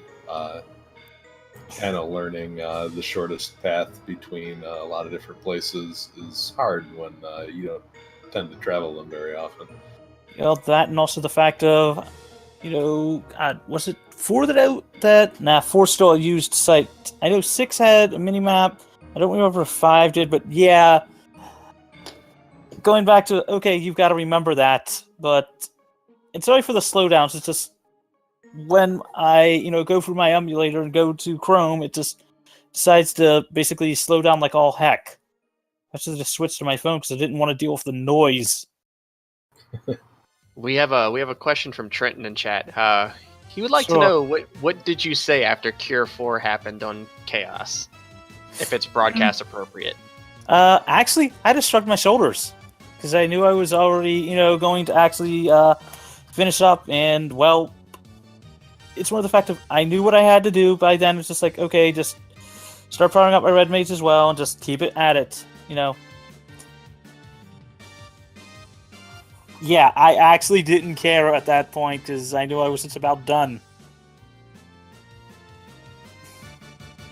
I think, yeah, Chaos ended up making it to his 5th or 6th spell on the list. I think the next spell after that would have been Nuke. Well, Which is not a spell you want to run into. yeah. Though I do have to say, almost one-shotting. God, did I actually one-shot? God, was it Curry's second refight? I think it was Carrie. Carrie went Yeah, down I very think I quickly. one-shot it with my actual red mage. Oddly enough, red mages actually can be a halfway decent tank as long as you have a white mage or another party member that can heal them. They can actually do pretty well in the first slot. We saw the 700 damage crit from your red wizard. That completely just it obliterated something. I think it was either carry or it was Kraken. I think it was Kraken. As I said, red mages can carry. You just have to know how to use them.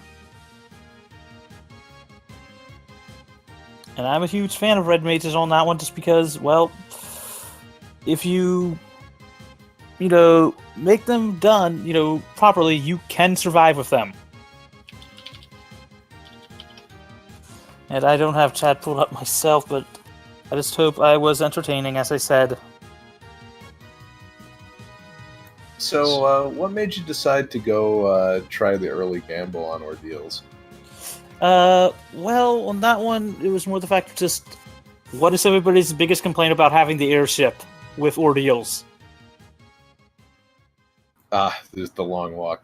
I figured, okay, I've got the TNT early, I've got the ship, I don't have access to the airship, I'll just go grab the canoe and then, check the first chunk in, Volcano, didn't really find anything, so you know what? I'll come back, I'll check ordeals, so that way I don't have to, if I have to run there, who knows on that one, but then the soft lock happens, like, okay, I'm holding off on that one. I'll go back and finish the Volcano and then Earth. Actually, no, I think I also did Mars first.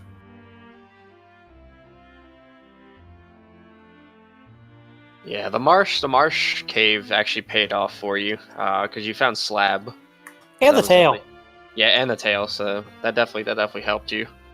Did my opponent just stop once they found the slab and immediately left? No, he actually grabbed the tail, but he didn't clash change.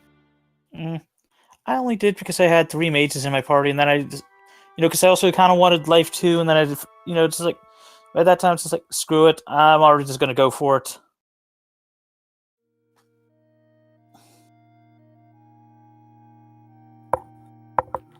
So any plans for your second race? Any route changes? Any? Let's see.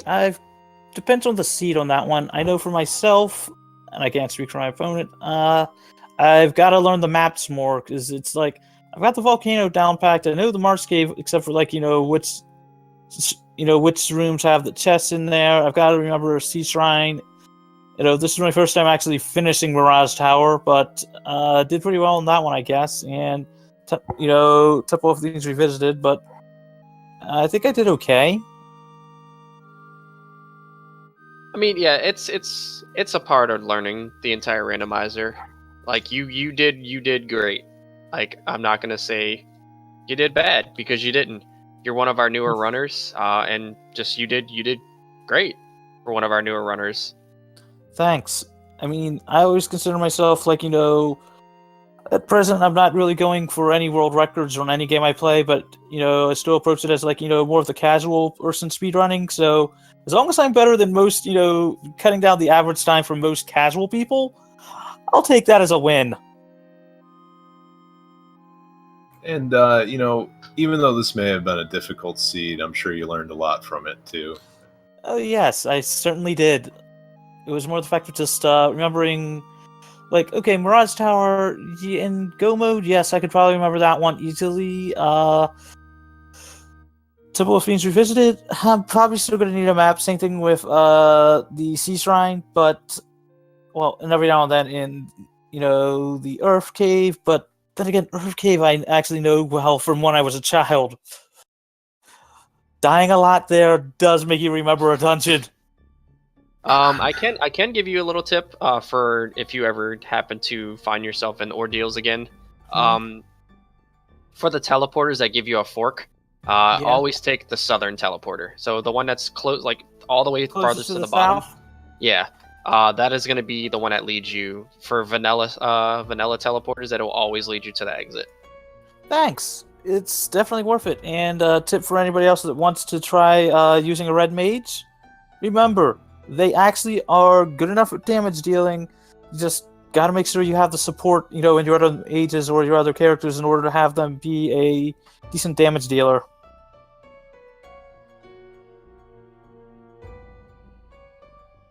All right, I think that's going to wrap us up.